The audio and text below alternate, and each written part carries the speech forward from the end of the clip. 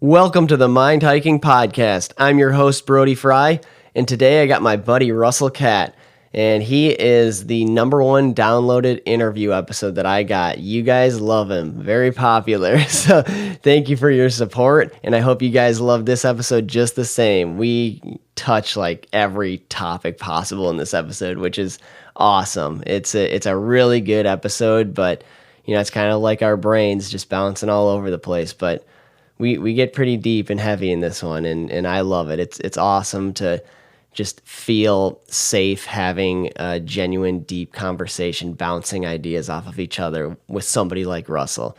You know, it's not every day where you find somebody that you can talk like this to and share ideas and be this vulnerable with. So I really appreciate you, Russell. I know you're listening, so thank you so much for all your support and all your ideas and getting up on the podcast and being vulnerable with me. So you rock. Have a great day. And all of you guys listening, thank you for your support and have a great day as well. And stay tuned. Hello and welcome, everyone.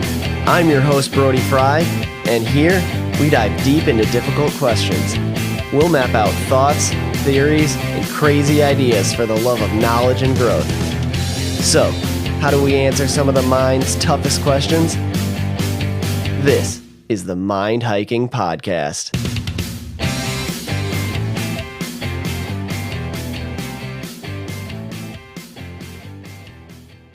Three, two, one. Russell Catt, welcome back to the podcast. How What's are up, you, buddy? Yeah, I can't believe you're back for more. Yeah, I think it's been too long. Once again, it has. I didn't even look back, but it's been a while since. I mean, this is gonna be episode 62, I believe. Wow. Yeah, crazy. What was the last one? 40 something, I feel like. I didn't even know if it was in the 40s. I gotta look back, but yeah, it's been a while. Yeah. So I'm gonna do a guess what drink this is. It's his usual. Yeah.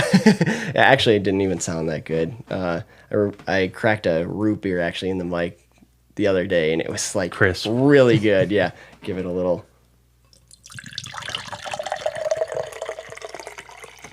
Fuck yeah. Sounds like you're pouring a lot. Yeah, that's a heavy pour. Yeah, it's wine. I'm just kidding. No, it's Arnold Palmer. You guys can guess what I got. Yeah, a little. Oh, there it is. Shit. Fuck yeah. What even is that actually? It is the mystery flavor, Mountain Dew, Voodoo. Oh, fuck yeah. I think it's cool colors. Yeah, they do it every year for Halloween. Spooky season. Really? Yeah. That's fucking awesome. This year I think it's the red Airhead flavor. So that's cool. Cherry Airhead. Yeah, dude, those colors are the paint. It's like pink and blue, but it's like a poppy blue. But it's like that reminds me of like 90s, like 90s moto. Yep, retro moto. Yeah, dude. so cool. That's like my favorite. But it's like it's funny how those styles like come back in and out because it's like that was not popular. Like no, you know, like the time frame is so weird. Like what do you say? Like a late 2000? What time frame is that? But like when it was that color, you know, like 2015, I would say that was not a popular color. Recently, everything's been coming back. I think Deegan, obviously the new Yamaha bikes, like they're all going back to retro. I think the 93 bikes is what the 24s are. The special editions are, you know, replicated after. Yeah. They look sweet. Mullets. Yeah, mullets are coming back. Mullets, those like Viper glasses, those huge shades. Mm-hmm. Mullets and Vipers. Yeah, literally. It's so funny how like things come in and out of the trend or whatever. Yeah, little fads and stuff. Yeah, it's crazy. So we got the new Mind Hiking Podcast hats I was telling you about. I got a story about... Well, first of all, what do you think? I love them. I love the green. I'm a big green guy. Yeah. Big green and purple guy. So like... Not necessarily like a neon green. Like I used to be a Monster Energy, like green. Yeah, Kawasaki green. Yeah. But now it's more like a foresty green. So this is awesome. Awesome, thank you. Yeah, I like it too because it's kind of like a neutral green where it kind of goes with like whatever clothes you're wearing. Like I didn't want something that was like obnoxious where you have to like try to match it or like you don't wear it unless you're wearing the right shirt kind of thing. But it's cool. Thank you. Yeah. But yeah, funny story about that. I was telling you earlier, but I didn't finish it because I wanted to get it on this. We always do that, dude. We're always like bullshitting. We're like, yeah, we need to go record. Yeah, let's just do this. But the studio's coming along. Working. I posted that. Are you good? Yeah, I'm just adjusting the mic. You're good. Working. I did that TikTok on. I'm still trying to figure that out because I don't use TikTok much, but I did that. I did the TikTok of working on the roof, and it's kind of funny. I don't know if you saw that. Yeah, I saw that, and you guys were drinking Coors. Yeah, it's my go-to. Yeah. But yeah, with that TikTok, I know. You could use like CapCut too. There's an app that you can like edit videos. You can extract like a sound or whatever, cool. And edit it in there. It's really simple. I think it's free. So shit. Yeah. Look into CapCut. Yeah. Okay. Cool. Yeah. I mean, I'm doing a podcast, but I just kind of have a rhythm of this now, and Katie really helped me out. But I really don't know technology much. Like still figuring out everything as I go. Like the most I can do is just like post pictures and videos on Instagram. Like still figuring out TikTok's like complicated when you try to post. I'm like, how do I do you this? Have to do this. You could add like filters and stuff, and CapCut gets into that too. Okay, I'm squeaking on this thing. Yeah, a little bit. What? Yeah, we can. Sorry, it's a little tight, but I can't wait till we get out to the garage. That'll be awesome. Badass. Sound quality is gonna be so much better too because it's a little echoey in here. Mm-hmm. But it's not bad. No. The hat story though. So actually we recorded Zotz's episodes, and him being a pilot. If you haven't seen those podcasts, check them out. What'd you think? They're hilarious. It's rough. It's rough. No, they're funny as fuck. Steph, she was talking to me. She said she listened to it, and she was like 13 minutes in, she texted me. She's like, I'm dying laughing, and then and I'm like, enjoy the roller coaster. And then like I never heard anything since. And then I hung out with her last night, and then she was just like, yeah, that was a lot. And I'm like, you didn't like it? And she's like, it just became a lot. And I was like, oh, okay, whatever. No, they're great. Oh, thank you. Yeah, I thought they were funny. But him being a pilot, he was out in New York. He was telling me the story, and he said that he was actually walking down the street, and a homeless guy offered to buy the Mind Hiking Podcast hat off of him. Really? Yeah, a homeless guy. He said that it was his last $20. Like, I got $20. Can I have that hat? That's the coolest hat. He didn't sell it though. Oh. But yeah, help the man out. Yeah, I know. I was like, dang, yeah, if he would have sold it, who knows where that hat. It's like the Flat Stanley thing. Mm-hmm. Like, who knows where that thing goes? Flat Stanley. Do you remember those? Yeah, that was wow. Did you ever have to do those? Yeah, I think that was like 5th grade? No, it was 4th grade or something somewhere like that. Around there. Yeah. I don't think it was middle school yet, but it was. Yeah. It was definitely elementary. Yeah, I remember I mailed mine to JJ, and then I never got it back. Oh. Yeah. Yeah, I think he said something like maybe his sisters like were messing with it and lost it or something. Molested it. or he lost it, and then he just blamed it on his sisters. That's probably more accurate. I don't know. Sorry, Jay. Throwing him under the bus. Yeah. But yeah, that thing is long gone. But yeah, it was a funny hat story. But you, since the last time we talked, are getting yourself out of that loop. Tell me about that. So I've been frustrated with, obviously, if you go back to our last conversation that was recorded. That's a good one. Yeah, it was a really good one. And then I don't know. I kept thinking about that. And I was like, what can I do to kind of like change this? And dude, it's been what, like 2 months? Yeah. And I kept thinking, more, yeah, maybe more. I don't know. Yeah. But kept thinking about it. And then I listen in on this like frequently, regularly, like Monday, Wednesday. That's what I do at work and on my way to work is listen to you and then whoever else if I finish your episodes. Yeah. But I think there was like 3 in a row that were so like relevant to what was going on in my head and stuff. I think it was like the Doug thing was like just like take a step back and smell the roses like that was super relevant for me because like I don't always do that and I try to and like kind of listen to you guys talk. And I think the fear one, it was like 3 in a row. It was like boom, boom, boom. I was like, wow, they're talking to me. That's so cool. That's so cool to hear. And then I was like trying to figure everything out. I was like, what can I do? What can I do? And as you've learned, like I'll buy something and then sell it, and then whatever, with like a car or truck or with the boat and stuff. But the one thing that stays really consistent is me wanting to keep it nice. And like detailing it. So I was like, all right, I'm gonna start a detailing business. I kind of went like balls to the wall with it, balls deep with it. Hell yeah. I got a shop. I'm moving in Friday, so that's like super exciting. This is like literally like a leap of faith. I'm still at my job, like I'm gonna be doing that. The shop's like 5 minutes from my work, so it's awesome. It's heated and like really fucking big. That's awesome. So it's like nerve-wracking because like this is a whole, like it could go, you know, completely south or great or whatever. But I needed a change, and I wanted to try to get out of this loop that we always talk about. Exactly. No, that's exactly what we were talking about in the first one. That's super relevant. That's is cool when I found out you were doing this, because I'm like, dude, that's awesome. That's like you're following through with exactly what we were talking about, and it's like. It stemmed from that for sure. It was like I had, after that conversation, I kept thinking. I talked to Amelia. I was like, I'm frustrated. Like, and I need to figure something out. I need to figure something out that I would, you know, be willing to do that for free, pretty much. But like, and then build something off. Yeah, something you love. But... and I can be a little OCD with my vehicles and stuff, and like. I guess that like is a good thing. Yeah, it's a perfect fit.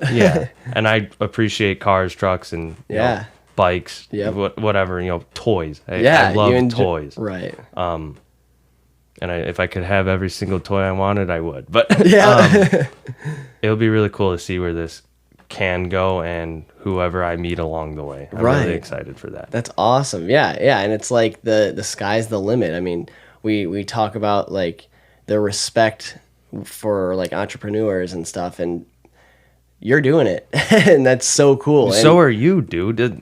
This is awesome. Thank you. This is awesome. You're consistent, and I forget what episode it was, but like the stupidly relentless. Yeah, stupidly relentless. Yeah, I kind of had 2 of those.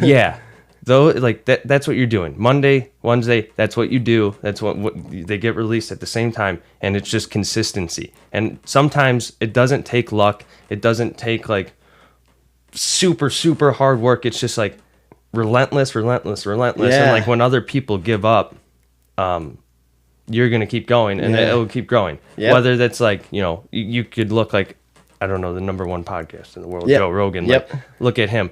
He's had thousands of episodes, but it's relentless. It's just continue. And time is on his side. I mean, he's been doing it for freaking like 10 to 15 years. Who knows? I don't know. Before podcasts were like a big thing. Exactly. It was like, okay, what's a podcast? Yeah. They probably call it like a little radio show or something. Yeah, exactly. Just audio clips. But no, dude, that's what you're doing. It's inspiring. This is inspiring. I support it 100%. And our last conversation literally stemmed me like taking a leap off the deep end and like doing this. That's so cool. I think, you know, if I quit my job, and I was almost there. I was like, dude, fuck this. And there's nothing against like my job and stuff. I have good days and bad days, but I was like, just forced myself even more off the deep end with that. And I kind of like slept on it for like a week or two, talked to my buddies, and they're like, you know, just think that through. You know, absolutely. And I was like, yeah, you know, I could go do this or this. And there's a couple, you know, weeks that I was just so frustrated, and I figured it out. I was like, oh, I could do this. And then I like wasn't even thinking about a shop. I was just on Facebook Marketplace, and there was an ad for one. I went to look at it. I was like, this is fucking perfect. So yeah, that's so it all cool. stemmed from that conversation. That's awesome. Yeah, and sometimes things line up perfectly like that. Like we have that conversation, and then something frustrating enough happens at work where like you're not going to make a change, cuz like if you're comfortable, there's no reason to change. But once something becomes so uncomfortable, it's going to force you to change. And if it was like a spark in your mind from that conversation, which is so cool, but that on top of like something like just rubbing you the wrong way at work or something, just like something giving you that final push that's like so uncomfortable. It's, it's going to force you to do something like this. And a lot of times it forces, like, the discomfort forces people to like retract to something that is comfortable. But like for you to take a leap forward when you're uncomfortable like that is so cool. And that's what creates those major successful people, and just like taking leaps of faith. And like, I think it was, I don't know. I've told Amelia this. I don't know who else I've told, probably close friends, but there's like a fire in my stomach, like at all times. Like, I just don't want to be that sheep to the man. Right. Like, if that means you got to bust your ass for yourself, I'm completely fine with that. Yeah.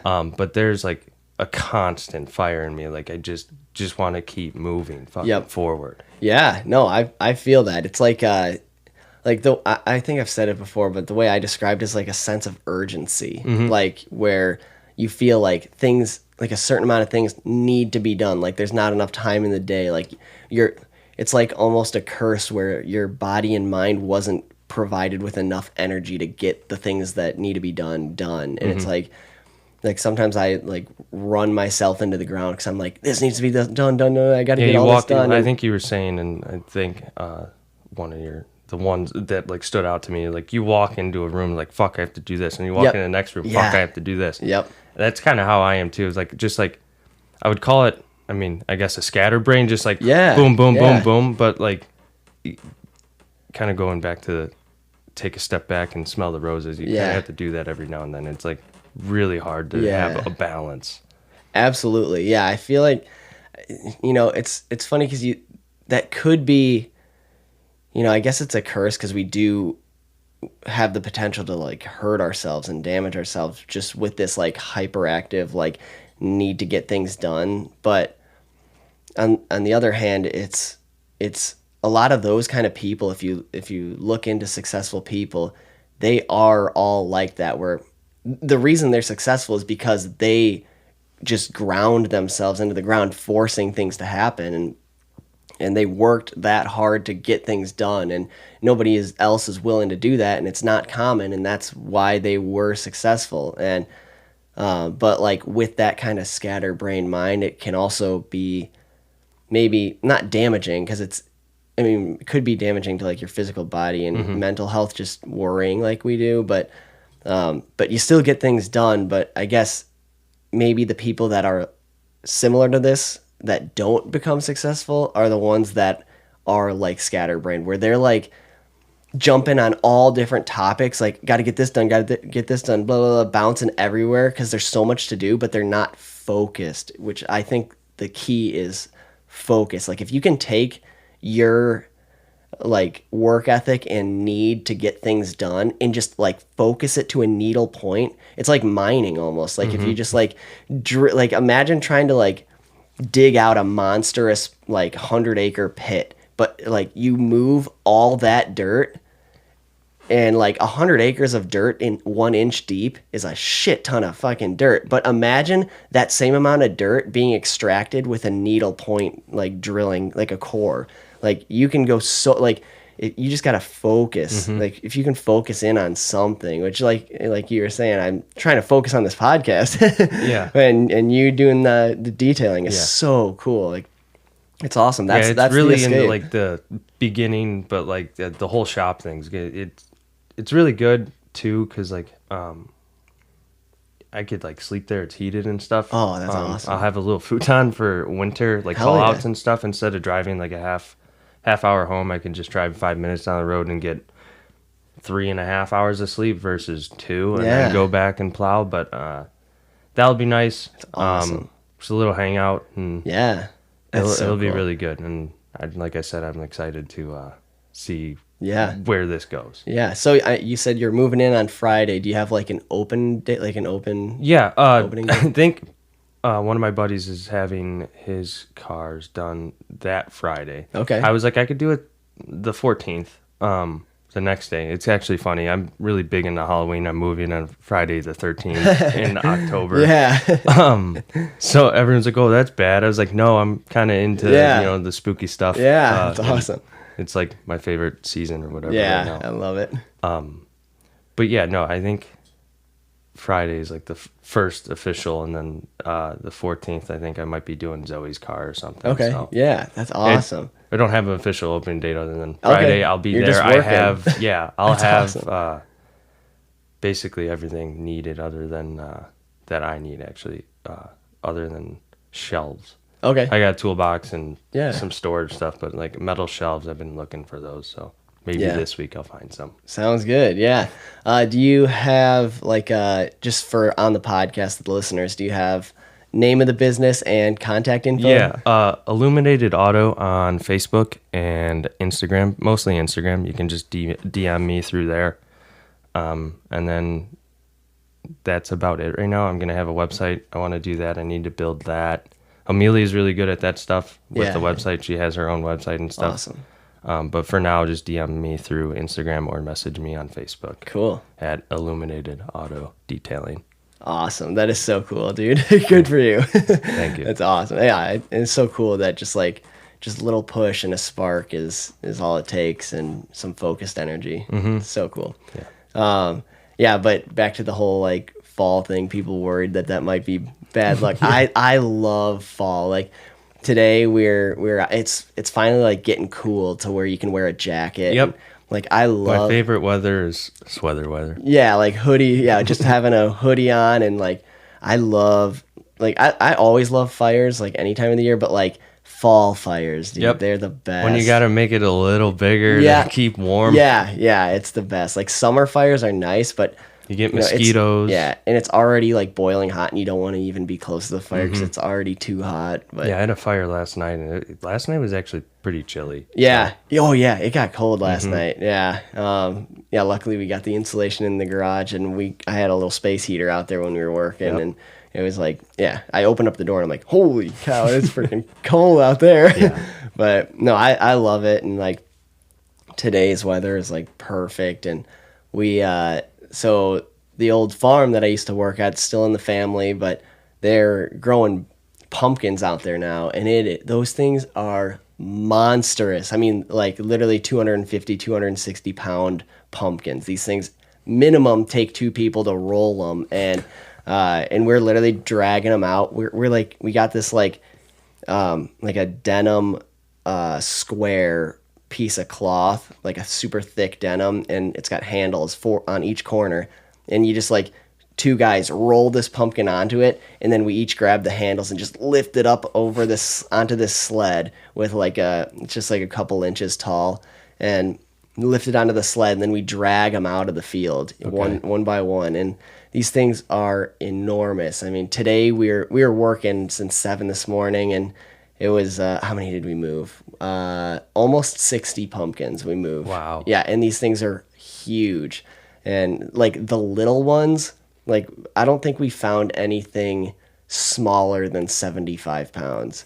They were like normally you go to Walmart and it's like a basketball size is a big one at that's Walmart. Like a decent pumpkin. That's a good carving pumpkin. But no, nothing was that small. There was nothing that small. That's crazy, it was insane. Yeah, I'll show you some photos and stuff. And I got a couple of videos of us doing it too, and I think I might try a TikTok of that too. That'd be awesome. Getting creative. But I know Amelia's brother does that. He has like giant pumpkin seeds or whatever. I don't know exactly, but they have their own little garden. They'll do like normal pumpkins and then giant pumpkins. He gets like 1 or 2. So it's not obviously to the scale at the farm. Yeah. Yeah, they're super cool to see. So awesome. I know that you and I went to PG or whatever, and they always had like the guesstimation. Like, how heavy is this? And as a kid, I guess we wouldn't really know. No, like, no. 400 pounds. Yeah. Like, yeah. I'm some sure. of them were huge. So. Yeah. I'm sure my guesses were nowhere near. I would actually love to be able to go back and see what I used to guess. Me too. Yeah, it's probably absolutely ridiculous because it would have like all like kindergarten through 5th grade come guess, and like one person would win it. Yeah. Oh yeah. I bet some of the younger kids are like, 1 million pounds. Yeah. And like being serious. Yeah. These are little kids. Yeah. Yeah. It's so cool. Yeah. But these things are awesome. But fall in general, love it. Love Halloween. But I love the theme of Halloween and just like the cool weather and like preparing yourself for the winter and like just like cuddling up by a fire or like wrapping yourself in a blanket and just like the whole spooky theme, Halloween. Like I talk on the podcast about our Halloween party, which you got to come to this year. We're going to do another one. It's awesome. For sure. And like I just love that. But I've never been a fan of scary movies. Do you like scary movies? No, dude, I don't watch a lot of scary movies. It's more like, okay, like Nightmare Before Christmas. Yeah, like, yeah. That type of stuff. And then like Halloween Town. Like, like not really scary stuff, but I do like classics though. Yeah. I guess like the Goosebumps. Not that that's like super scary, but like the Exorcist or whatever. I never sat down and really watched that, or the Freddy Kruegers or Krugers. Krueger. Krueger. Yeah, not Cougars. There's a fucking cougar in the car. Oops. Yeah, I'm not really well rounded on spooky or scary movies. It's just like the classic Halloween movies that are like, sit down, light a candle, and watch. Not like, cool. Oh God, what's coming around the corner? Right. Yeah. No. And there's so many different styles of scary movie too, because there's like the gory shit, and then there's the jump scare ones. Like, I guess the closest thing I watched to a scary movie, I'm really big into American Horror Story. Oh, so and I guess that's pretty like sometimes like fucked up. Like, dude, some of the stuff in that is like fucked up. Yeah. So I guess that's the closest, and I enjoy it. Yeah, I'd say that's pretty scary. Yeah. Because Katie and I, like Katie's family watches that, and I think she watched it and liked it and was however far into it, and I'm like, yeah, I guess I'll give it a watch. So we watch it, but like, the problem is like I got a super active imagination, and like, I've seen some shit in real life, and it's just like my mind is just like, I get like weird. I just like I can't like I just get you can't get into it. No, not that I can't get into it, but like I just don't want to, because like my mind is just like so active and like. And like we got however far, and I'm like, okay, yeah, we can watch this, and we watched a couple, and I'm like, okay, we got to space these out. Like we got to like watch this, and then we got to go watch like something funny, and we'll just like we do like 2 of them a night or something like that, or not a night, like 2 every week. So like 2 nights out of the week, and then every other night we'd watch something funny or something. Whatever. Yeah. But I was like, did that for a while, and like we got through the first. I don't know if we finished the first season where like that there's Murder like House. The house one. Yeah, we didn't finish that one, but like it got pretty twisted and fucked, and I'm just like, and I know it just gets worse from there. And I'm just like the first 2 episodes are like, all right, what's going on? Yep. It's kind of just laying everything out. Yeah. It's kind of like however the writers do it. They have their own style. Yeah. And then like it kind of just progressively like gets worse and worse, and then like at the end, obviously like whatever. But it's interesting, and especially watching new seasons and stuff. Like the new one, I forget what it's called, but I don't know where it's going. It's about some like pregnant chick that's like having like weird stuff happen to her, that like they implant, like she couldn't get pregnant normally or whatever, so they put eggs in her. I don't know how that, whatever, and so. There's something growing in her right now that doesn't make sense. Okay. So that's kind of like the first season too, because there's something growing in her too. Yeah. It doesn't make sense. It don't make sense. It don't add up. Yeah. Oh geez, yeah. I just can't handle that kind of stuff, and like too much of that stuff, and even like it's like the twisted stuff. I guess the jump scares aren't too bad for me. Like I can handle jump scares, or like I've seen like the Paranormal Activities. Like those are fine. I've seen those. I guess that's like my scary movie. Yeah, I watch like some of those, and some of those are actually kind of interesting. Like I kind of like sit on the edge of my seat, like what's gonna happen next. I kind of like the camera footage style movie, and that was cool. And then, but like the twisted stuff and the gory stuff, especially the gory stuff. Like I'm not even gonna like consider like Saw. Like I know that's pretty brutal. Yeah. Like I absolutely I've never not. seen it.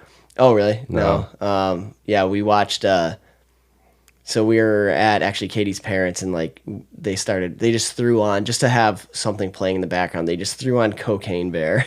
Did you ever see that? I think I fell asleep during that. Oh, did you? Dude, if it's a weekday and Amelia are watching a movie, give me 5 minutes and I'm snoozing. Really? Yeah. Oh, I can't fall asleep. If something's playing, I have to watch it. I don't know why. There's some nights where it's like, like if she's watching TV and I have to get to bed at like 9:30 or whatever to get up early, and she'll stay up later. I'm like, can you just turn off the TV? Yeah. But usually if I'm like into something and it's later, I'll just crash. I'm like, oh yeah, I missed everything. Yeah. But yeah, I think she watched Cocaine Bear. I haven't seen that. Okay. Yeah, I remember like being a little kid at sleepovers, just like everybody's like passed out in their sleeping bags on the floor, and like at like birthday parties and stuff, and they left the TV on, and I just like wait for everybody to fall asleep, and then I would like get up and walk over to the TV and shut it off, and then go back to the sleeping bag, because I couldn't sleep with anything on. Like, and there were so many kids that actually said, I can't sleep without something playing. So I was like,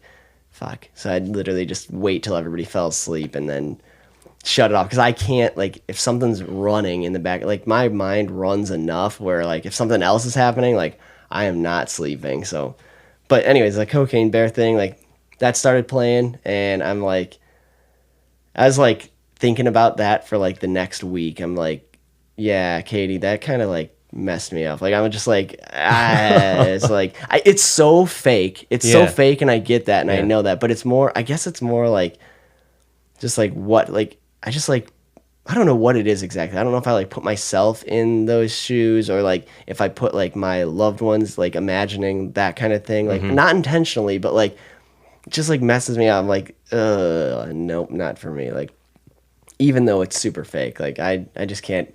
Yeah, now I gotta watch that. Especially for entertainment purposes. Like I can't watch that shit. But like, you like funny stuff. I like funny stuff, and I like deep stuff too. Like I like stuff that makes you think, and like passionate. Like I don't know how to describe it. I like movies where like major lessons are learned, kind of thing. Yeah. But also like I love the whole like Marvel thing, because I never got into that until like I think 2 years ago, because I never seen any of the Marvels except for the first two Iron Mans were the only Marvel movies I've ever seen. First one, and that's about it. Oh. Recently, I know this isn't Marvel, but like The Dark Knight, like I haven't watched that in years, but I recently watched it. I was like, dude, this is a really fucking good movie. Yeah, like, yeah. The new one we watched actually in theaters. That one's pretty good with the guy from Twilight. Which one's that guy? A Batman movie? Yeah, he's the new Batman. Oh, okay. Yeah, I can't remember his name. Edward? Yeah, that guy. Yeah, yep, he's like the main one. Yeah, he's playing the new Batman. And at first, like my uncle is a big Batman fan, a big DC Comics guy, and like him and my mom were talking, we're saying like, yeah, like that's gonna be so weird, like thinking him as like, after seeing him in Twilight, it's gonna be weird seeing him as Batman. Like how's that gonna work out? But he did a hell of a job. Really? He did a really good job. Okay. Yeah, it turned out actually really good. I'd have to see that for sure. Yeah, that one was good. But yeah, I like that and like, so Iron Man I love. I actually reference Iron Man all the time on the podcast, but like those I'd seen growing up, but like nothing else Marvel until like 2 years ago. My sister pretty much like forced me to binge watch them with Katie, and they're all so good. Like I struggle trying to like pick a favorite guy. Really? Yeah. Do you have a favorite Marvel superhero? No. I don't know many other than Iron Man. Oh, so okay. I know that Captain America. Yep. That would be probably just because it's America. Dude, I haven't watched them. So okay. The closest thing I have to any knowledge of Marvel is I use Dr. Squatch. It's a shameless plug for them, but they have like a whole Marvel pack that I recently got. Dude, Dr. Squatch rocks. It's awesome. Yeah, they're so good. Everything smells so good. Like, do you use like the bar soap for the body wash? Yeah. Yep. Yeah, that's what I do. I use a bar soap with a loofah, because I think like if you don't use it without a loofah, it will go like within the week. Yeah. So I typically used it without a loofah actually, and I could get like, I usually get like the value pack or whatever, like the bundle of like 12 bars, and I'll like stock them in the bathroom, and then I'll just like, I can usually get probably closer to 2 weeks out of each bar, but they're awesome. I take long showers. You feel clean though, and it's like they all smell so freaking good. Yeah, I use the deodorant too. Yeah, I use the deodorant too because I used to use Old Spice, and I kind of that's so funny. I went from Old Spice to Dr. Squatch because of the aluminum. Yep. It started to burn my armpits. I noticed it, and I was like, what the fuck is this? And I've known that aluminum, I was just kind of like put it in the back of my head, like, whatever. Yeah. Everyone uses Old Spice. And then I switched to Dr. Squatch, and I will not go back. Yeah. But Sorry. no, you're good.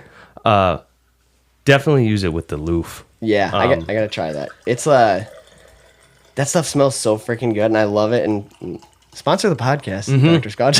Dr. Squatch is the shit. They're really freaking good, and yeah, the deodorant's awesome. I love that. And then, but yeah, I've been using that for quite some time. And you totally could get them to sponsor you somehow. That would be because awesome. You're like outdoorsy. Yeah, that would be so cool. That'd be awesome. I mean, I use that shit anyways. Yeah. I mean, even if I got like this is not a paid ad, but if it was, we're like, really going in. My body's covered in that shit. Yeah, I love it. Yeah, it's awesome. Sleep next to it. Yeah. Oh yeah, yeah. I literally can't live without it. Dr. Squatch. Yeah, no, it's so good. And I actually tried to, like, I did a lot of research trying to because like what we got is so bad. Like, intermission. Yeah. Hi. I'm sorry. I actually thought you guys would stop because the dogs were barking and going crazy. Okay. We're gonna take a quick intermission. Sorry. All right, we are back. Hello. Yes. Had to do some moving for the neighbor, so I'm pretty sure they listen to the podcast actually. So really? Hello. Yeah. Hello, neighbor. They got it was an 87 Mustang. I think it's a 5-speed manual. Okay. I don't think they had 6 speeds back then. Yeah, don't know. Yeah, no, but Fox body it's a cool car. It's black with the red notch interior. or a hatch? Notchback or hatchback? What's a notchback?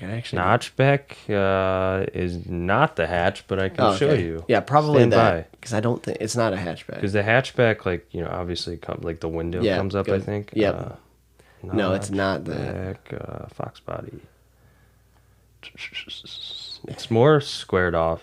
It was in an accident, basically, and yep, that's what it is. Okay. Yeah. A little notchback Mustang. Yeah. No big deal. Yeah. But no big deal. We just go push it in the garage. Yeah, I was in an accident. Front end's all smashed in, and oh really? Yeah. So and there's no power steering. Fixing it and stuff. Yep. That's cool. So I had to help him push it into the garage so they could work. I like Fox bodies. Yeah, they're cool. I like how boxy they are. Yeah. I like the 67s too. Yeah, those are cream of the crop. Fuck yeah.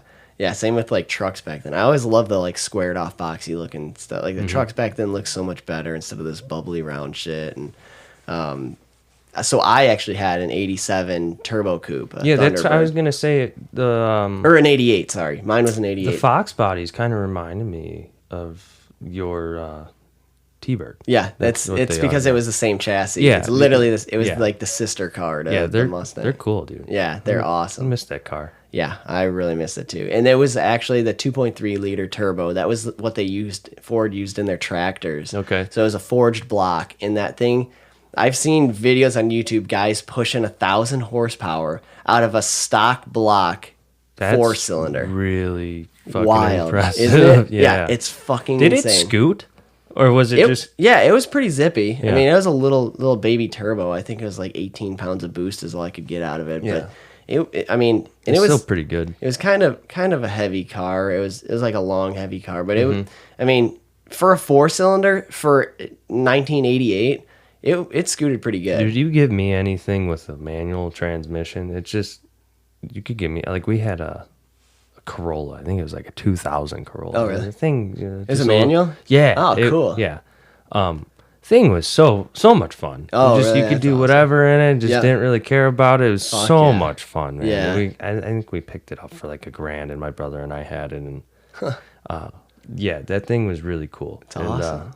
We ended up, one of our buddies drove it. I think this is what happened, and the clutch went out when he drove it back from a going to pick up another car. Yeah. And the clutch went out, and the clutch was more like worth more than like to it do. Was, so it was totaled. Yeah, we went to the junkyard. You totaled it doing a burnout. The clutch was it cost more to fix the clutch than the whole car. So we were like, we can junk this and go to the junkyard with it. It was a cool car, and I wish I had it. That's still awesome. Yeah, I burnt out the clutch on the T-Bird doing a burnout. Oh yeah. I think it was like $600 or something to replace the clutch, and luckily my dad's buddy had a lift, and we did it ourselves. And it was a great learning experience. Again, I always love doing things myself, and because I don't trust people. But that thing was so freaking cool. And then when we did the new clutch, we put in what was it? I think it was a stage 4 race clutch. That's cool. It was a stiff ass clutch. It was race clutches, for those that don't know, but like on like normal driving, it's kind of like stiff and hard to drive. Like you got to know what you're doing to drive something like that, because it's like super hypersensitive. Yeah, they're also like meant to be driven. So like a race clutch in like traffic isn't the best, but like they're meant to be driven. Well, and they last longer too, because when they grab that hard, that's because there's less slipping. Like when you get like the soft clutch daily driver clutches, it feels nicer when you're driving because it's super buttery smooth, and it's like you can drive it like it's as smooth as an automatic. But all that smoothness is just your clutch pad slipping. It's just slipping the clutch, and it's just wearing it out like brake pads basically, and it's just not gonna last. It feels nice and smooth, but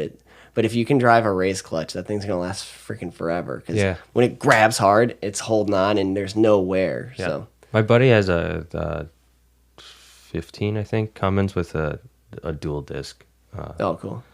And like you put the clutch in, and it like makes a noise, and some people like give them a look. Like the first day he bought it at work, one of our buddies was like, "What the fuck's wrong with your truck that you just bought?" It's like, no, it has this like a dual disc in it, and it makes noise when you push the clutch in. Shit, so it's like, if you're going to like drive through and stuff, it's like doing a weird noise. But that's so for those that do know, that's like okay, it's got a nice clutch in it. That's awesome. Yeah, that car was so freaking cool. It had so much technology too, but I beat the shit out of that thing, and it was awesome. I loved that thing, and I kept it spotless. But like, and there wasn't even cup holders in it. Like no food and drink in that car. Like it was just so bare cool. bones. Just Well, but it was like also had so much technology. It had like the premium sound package, so it had you can adjust every single thing on for the stereo, which is awesome.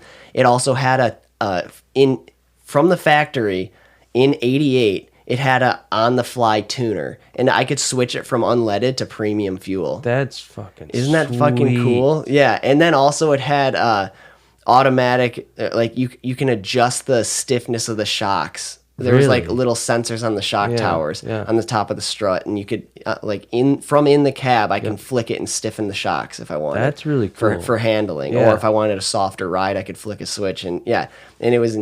I'm like, this car had more technology than most cars do now. Yep. It's insane. But that thing, like, I would literally rev that thing up to 4,000 RPM and just sidestep the clutch. Literally don't even let off the clutch. I mean, like, slide your foot off the side of the pedal so it kicks back at you and just grabs and goes, and it just roast. I mean, a little 4-cylinder, and I'm just screeching these tires. I mean, that little motor was awesome. That car was so freaking cool. Yeah. It was like a deep blue with like a deep blue leather interior too, and it was like almost at night it almost looked black, but it was like deep blue. Those are my favorite colors, like on cars. Like at night it looks black, but then during the day it's like, oh wow, okay, it's like a deep red or deep blue or deep green, whatever. So cool. Yeah, and it had a hood scoop too, and everybody always asked, is that fake? Is that fake? But it was a real hood scoop. That's sweet. Yeah. Everyone does ask about the hood scoops. Is that fake?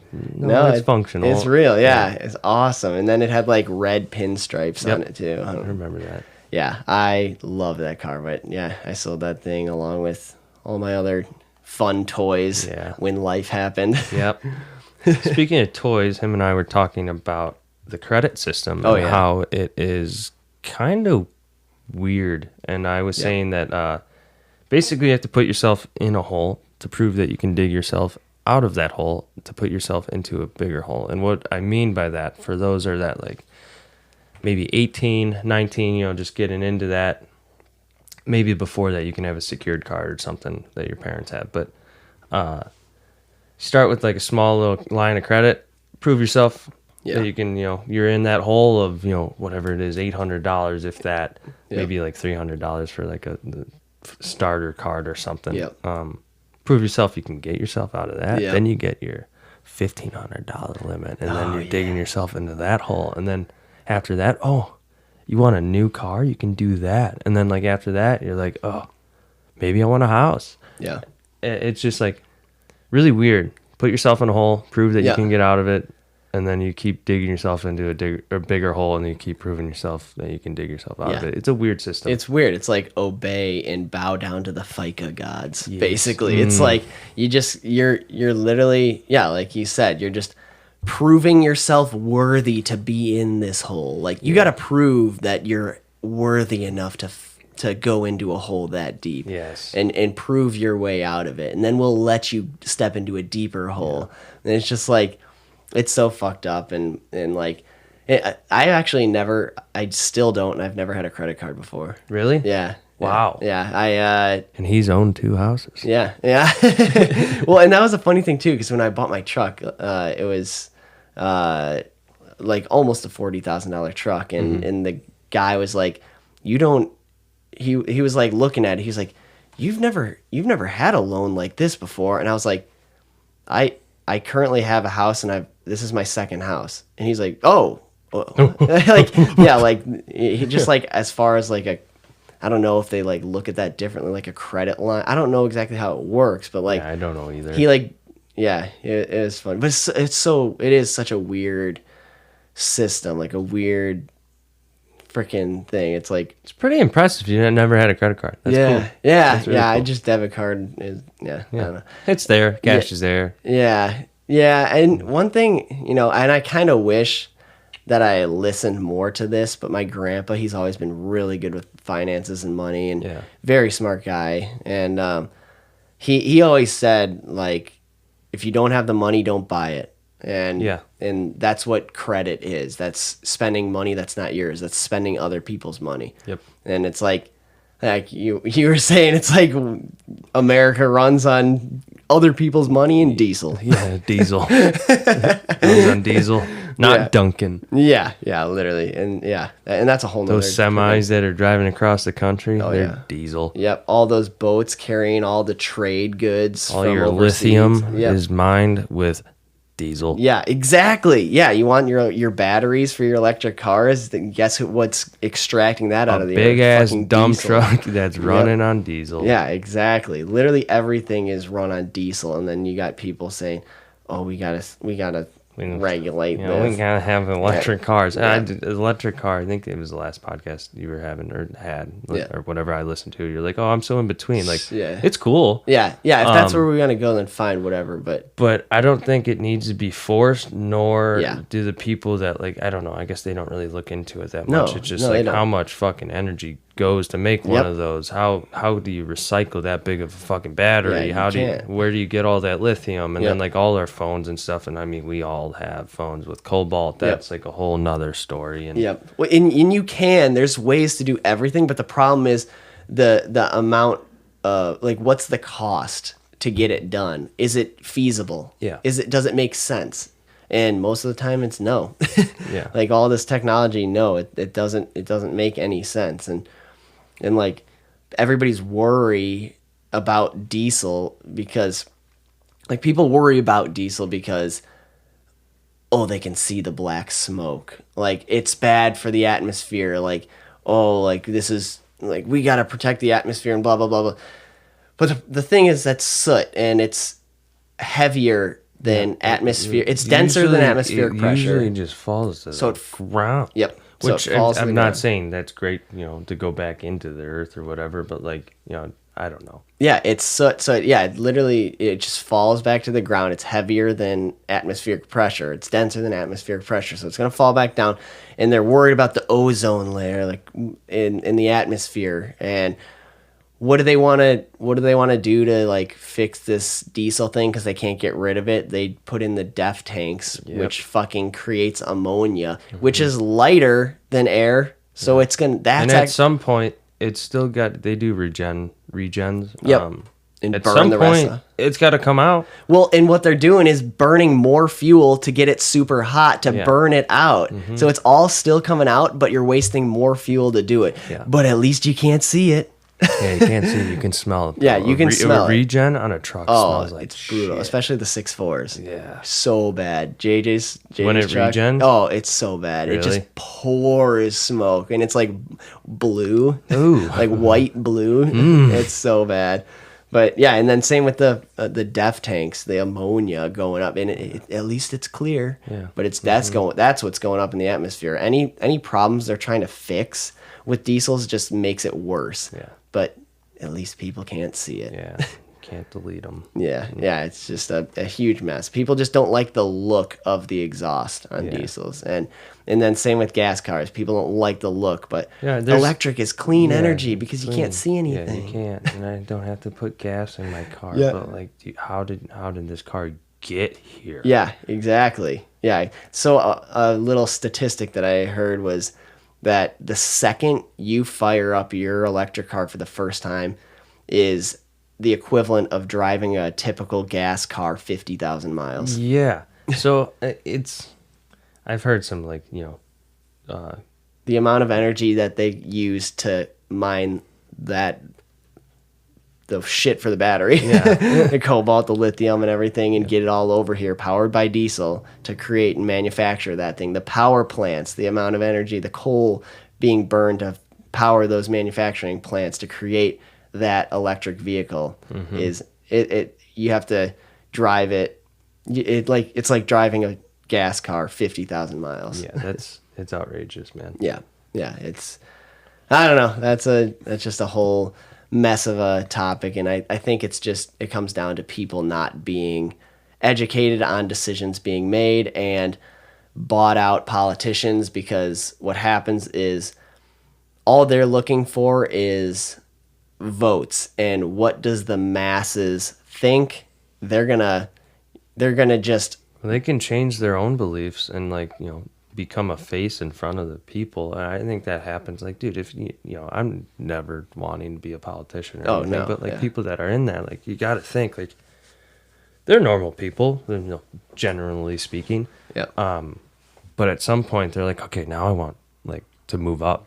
Yep. And what do I have to do to move up? And what's the, what's going to get me there? And if they have to go preach to a certain side and, to move up, they're going to do that. And it might be completely different than their actual beliefs. Right. Yeah, exactly. They're going to conform to whatever it is the masses want, even though the masses are uneducated, but they're going to conform to that just for the votes. Yeah. All they're trying to do is just get reelected in, which is a huge problem. And that's why we don't have real leaders. I think we need to take money out of politics, because with all this money, people being career politicians, I think is a major. They just want to make more money. Yeah, I think it's a major problem because they're just trying to get paid. That's okay. But they're gonna switch their beliefs or switch out for the masses. They're just trying to get reelected to stay in as a politician, and nothing's getting done. And if something is getting done, it's the wrong thing, because, like I said, the masses are uneducated and they're just trying to get their votes. Yeah. Which is a problem. And we don't have real leaders that are there to serve for the better, not in their... It's like Mr. Krabs, money, money, money, money. Yeah, exactly. Yeah, we need people that actually are educated, know what they're doing, and go in there, kick some ass, and then go home. Yeah. Yes. Yeah. It's literally what needs to happen. Yeah, it's a disaster out there. It's a shit show, but that's why we got to figure our lives out, because the only thing we can do in our own lives is figure our shit out and be able to go buy a farm, fence it off, and say fuck you. Yeah, just grow our own pumpkins. Yeah, grow our own pumpkins. I love pumpkins, dude. Oh yeah, me too. Yeah, I grow our own everything. Yeah.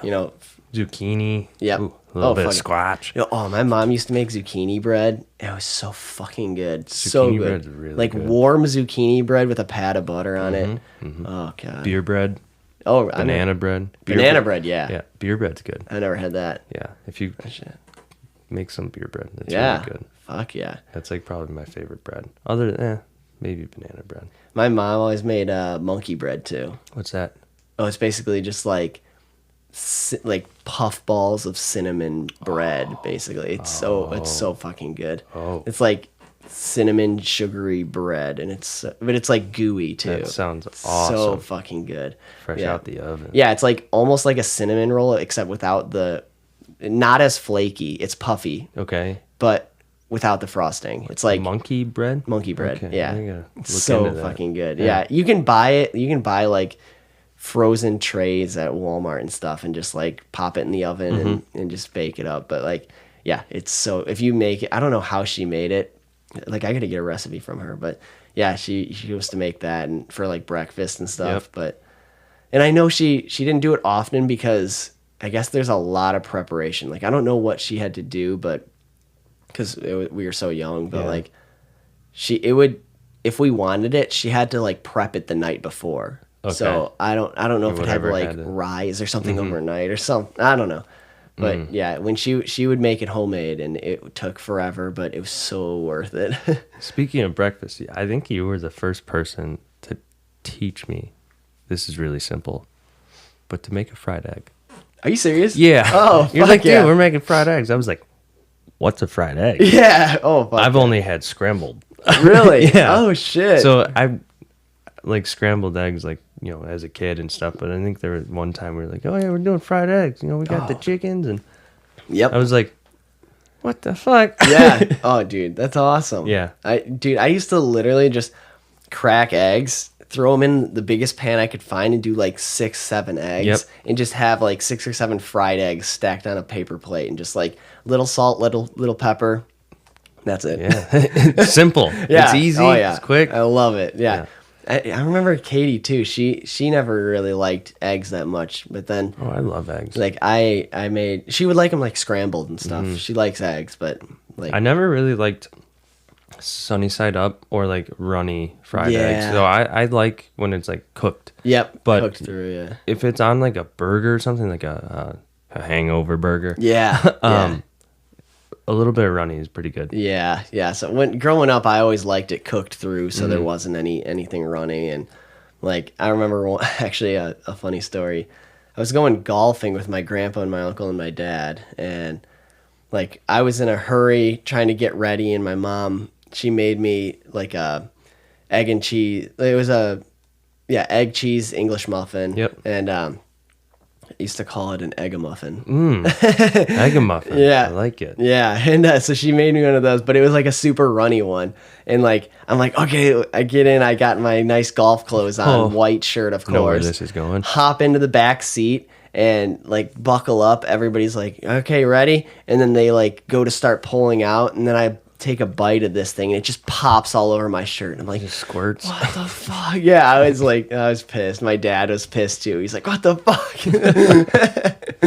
So funny. But now I like it a little bit more runny, but because the cooked through ones are kind of a little dry. But it's weird how taste changes when you get older and stuff. I didn't like tomatoes when I was younger. Oh really? I like ketchup. Always like ketchup, but like I didn't like tomatoes, but now it's like, yeah, gotta get tomato on that too. Oh really? It's really weird. I don't think I would eat like a just normal tomato. I'm not like I'm not there yet. You bite it like an apple? No.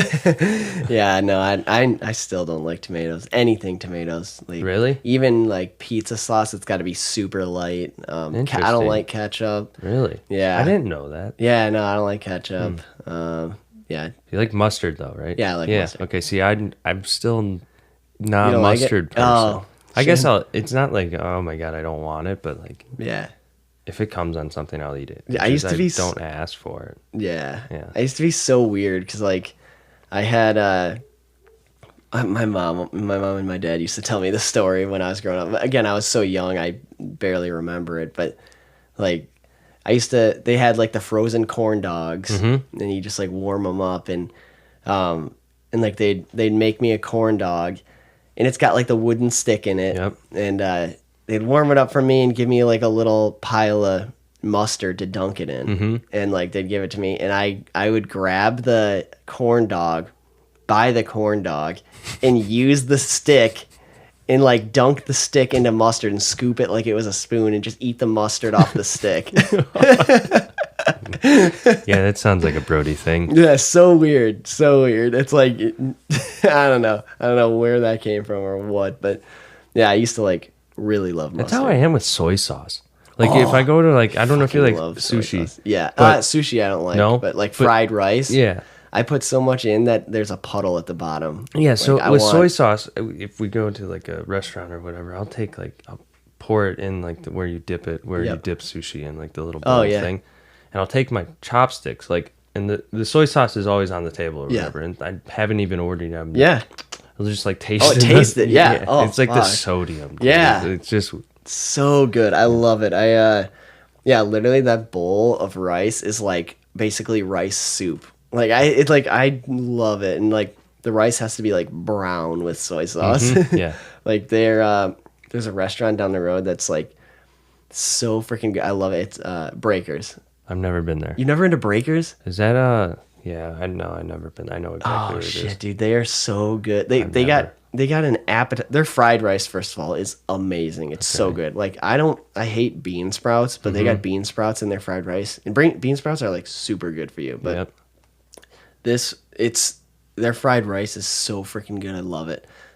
But I think it's the best fried rice like of all time that I've ever had. Okay. But gotta try that out. Yeah, then. do it. And you go to Kyoto too, right? It's better in Kyoto. Yeah. Wow. Yeah. Okay. Yeah. No, and that's saying a lot. Yeah, it is saying a lot. Yeah. No, it comes out on this literally like a silver platter. It's like a stainless steel platter it comes out on, and they just give it to you, and they like open the top. It's so good. Steamy. That, and then they have an appetizer. It's like chicken fingers appetizer, but like it's just chicken fingers, but they are the best damn chicken fingers I've ever had. They're like weird shaped and like curly and like weird shape, but like the batter is like it's not flaky. It's like smooth almost, but it's like you do, and like I literally just do like have that, and I'll just like put a puddle of soy sauce on the plate, and I'll just like set the chicken finger in it and just let it like soak up the soy sauce, and then I'll just eat it like that. And it's so freaking good. Have you had miso soup?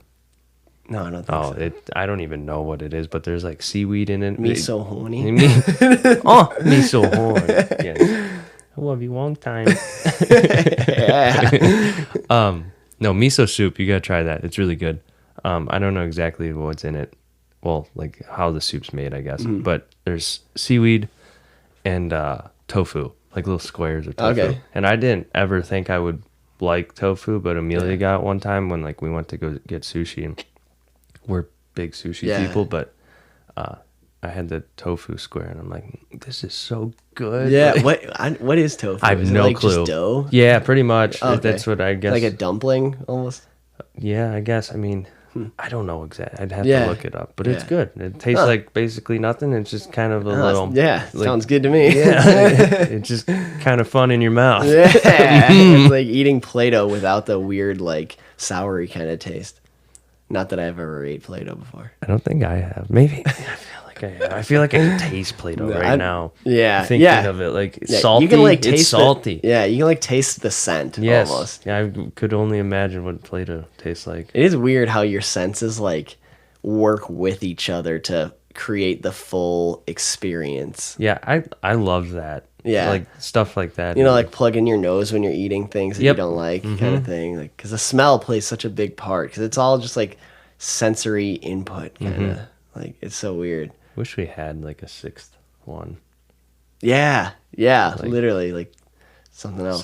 Something else. Yeah, that'd be cool. Yeah, I have read books with that where people have like different sixth sense. Whether I think there was one I read that was someone blindfolded a chick and she could like feel color. Yeah. Zotes was actually talking about that in his episode. Was that okay? Yeah. Okay, that's where that was from. Was, okay. I thought I read it or heard it on Joe Rogan or something, but no, I guess it was Zotes. Yeah, it's the Mind Hacking Podcast. It's a good podcast. Because it was a chick in his school. Yeah. Okay, that's where it was from. That was like really cool. A chicken in his school. No, just a chicken. No, it was a chick. No, he said it like.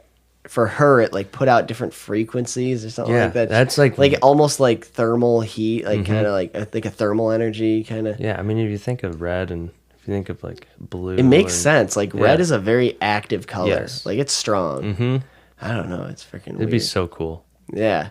Yeah, that's why they use it in like satanic rituals because red's such a strong, high frequency color. Yeah. Just made that up right now, but it could be. Yeah, might be good for summoning demons. I don't know. Yeah. Demons. Oh, fuck, dude. That shit's so weird. It, like, freaks me out thinking about, like, people actually go out and do that shit. Who else was talking? That was Zotes, too, about the demon thing. Like, how he has that, like, ghost that follows him. Oh, yeah. Yeah, he was talking about that. His episodes were good. Yeah, thanks. I'm glad you liked them. They're, like, fucking all over the place. Like, they were. From like that's like ghost stuff to like I was gonna clip them so he had like a serious episode so he could establish some credibility. No, like the professional pilot. I haven't seen and then throw on the like fuck shit. Zach Boats. Yeah. But then I was like, fuck it. No, it was those were good. I love those. I don't like chopping too much. I like having the podcast natural. Yeah, natural is really cool. That's like today I was driving here. I was thinking like I've always wanted to like tell you, shut up. We're going straight to the podcast. Yeah, literally. Yeah.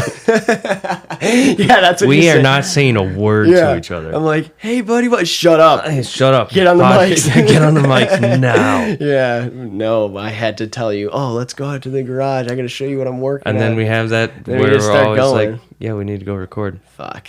Yeah.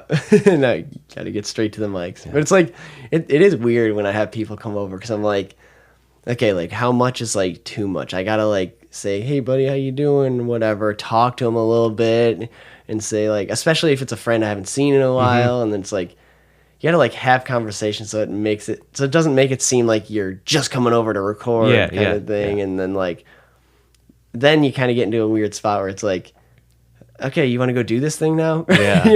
I it's what happens with us. We like catch up and stuff, and like haven't seen each other in a month or 2 months or whatever, and then it's like, well, now we're out of things to say. Yeah, then we have to like, we're gonna go do a podcast. Yep.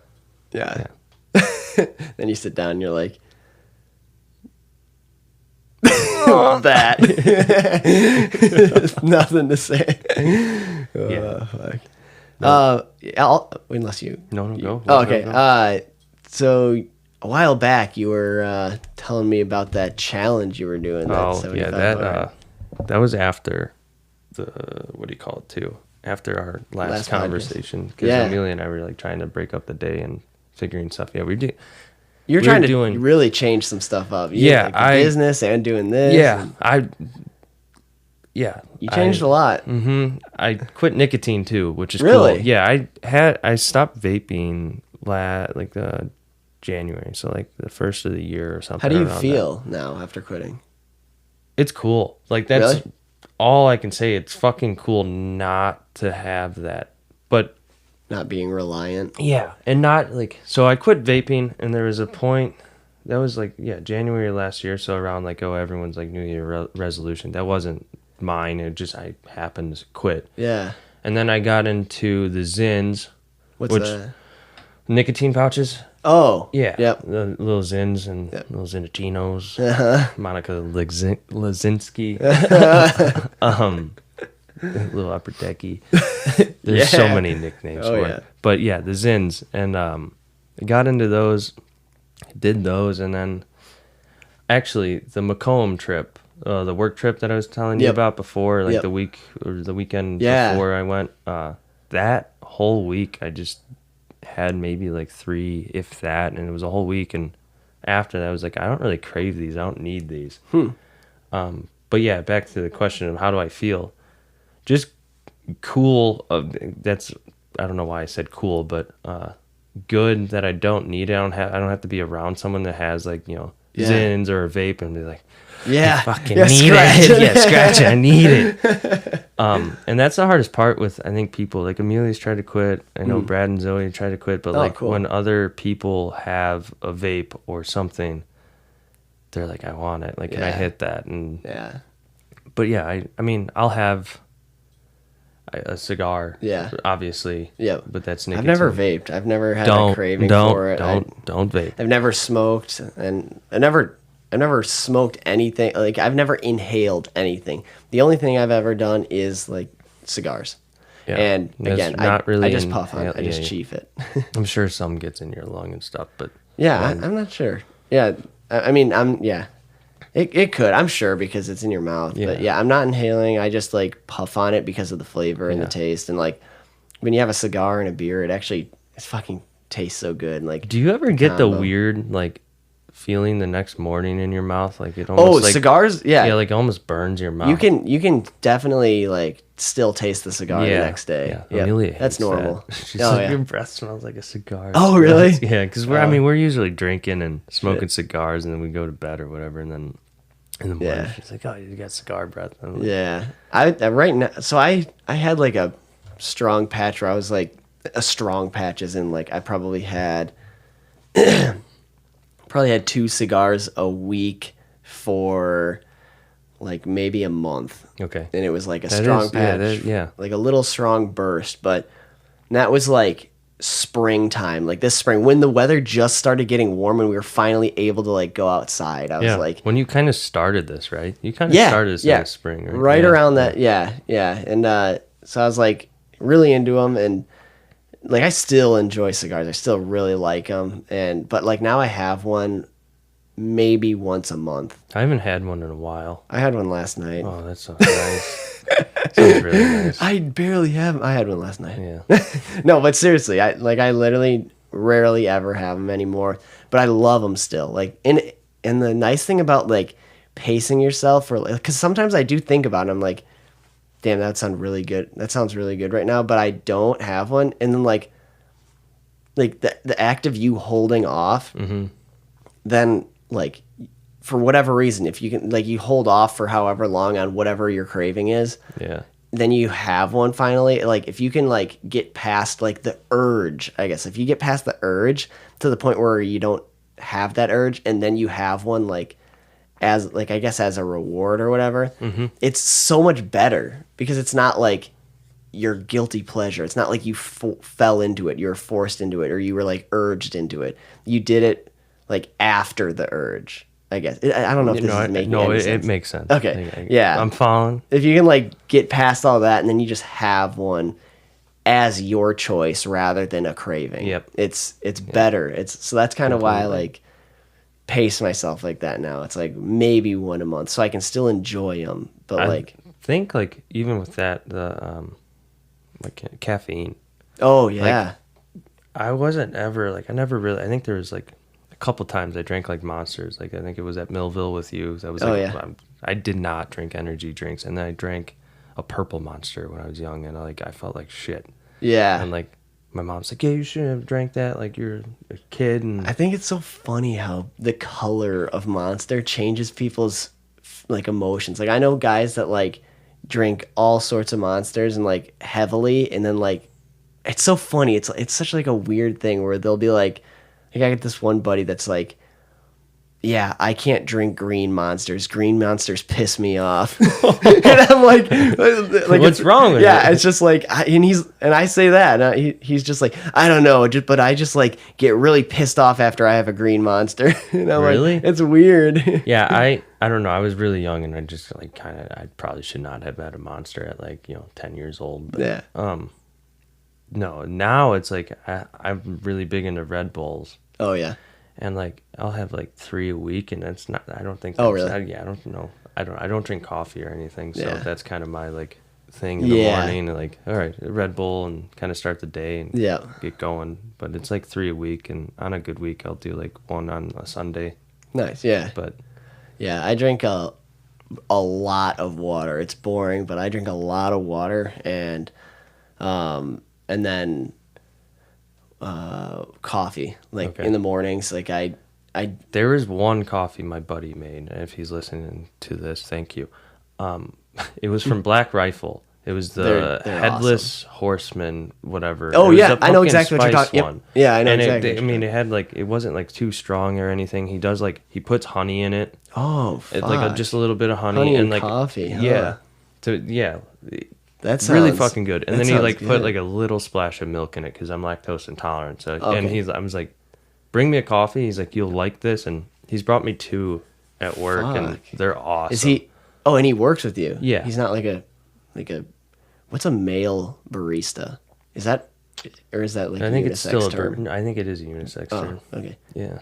But he knows his shit though. Yeah, he puts honey in it rather than I don't know, rather than sugar. Maybe he does put sugar in it. Whatever he does, I like how he makes his coffee because I don't usually like a heavy coffee taste. Yeah. So I hate. Oh, and back to like the senses or tastes changing. I always hated tea. I couldn't. Something about there was like some weird taste or flavor in tea that I could not drink. And then I started drinking these Arnold Palmers, and You didn't like Arnold Palmer's for a even while? Even that was too strong. Like the taste they have of tea. them obviously on golf courses. Yep. So like the cart girls always have. I mean, this Arnold is like Palmer. this year I started drinking Arnold Palmers. That's yeah. okay. I thought you just liked Arnold Palmer's. No, that was literally this year I started drinking. That's these. so cool. Yeah, but I'm glad you found that because it's a really good. Yeah. A couple of years ago, I started drinking like hot tea, but I would like load it up with honey. That's cool because there's something from Trader Joe's. I think it's a cinnamon tea. Oh, okay. And I love cinnamon, so in the winter I'll always have like a cinnamon tea. I like tea over coffee, and like if I want to have something warm in like a morning going into work, like kind of just like the cozy likeness. Like, all right, I'm going to work. It's cold. I'll do hot chocolate. Yeah. Oh, yeah. Nice. And then one of my coworkers, he's like, "Grow up, have coffee." I'm like, no, I like hot chocolate. Yeah, and it's good. Yeah, I love chocolate milk. If you didn't hear, chalky milk. But I started off with the tea like that with a lot of honey, and then I just kind of like weaned off the honey a little bit, and it was just like hot tea. And the only reason why I did that was because like major sleeping problems, major problems trying to shut my mind off With the tea? No, just like in general, like okay. I had trouble sleeping really bad. And tea helps you sleep? And what I did at first was like somebody just who I know specifically, but I'm just not going to mention names. Yeah, that's fine.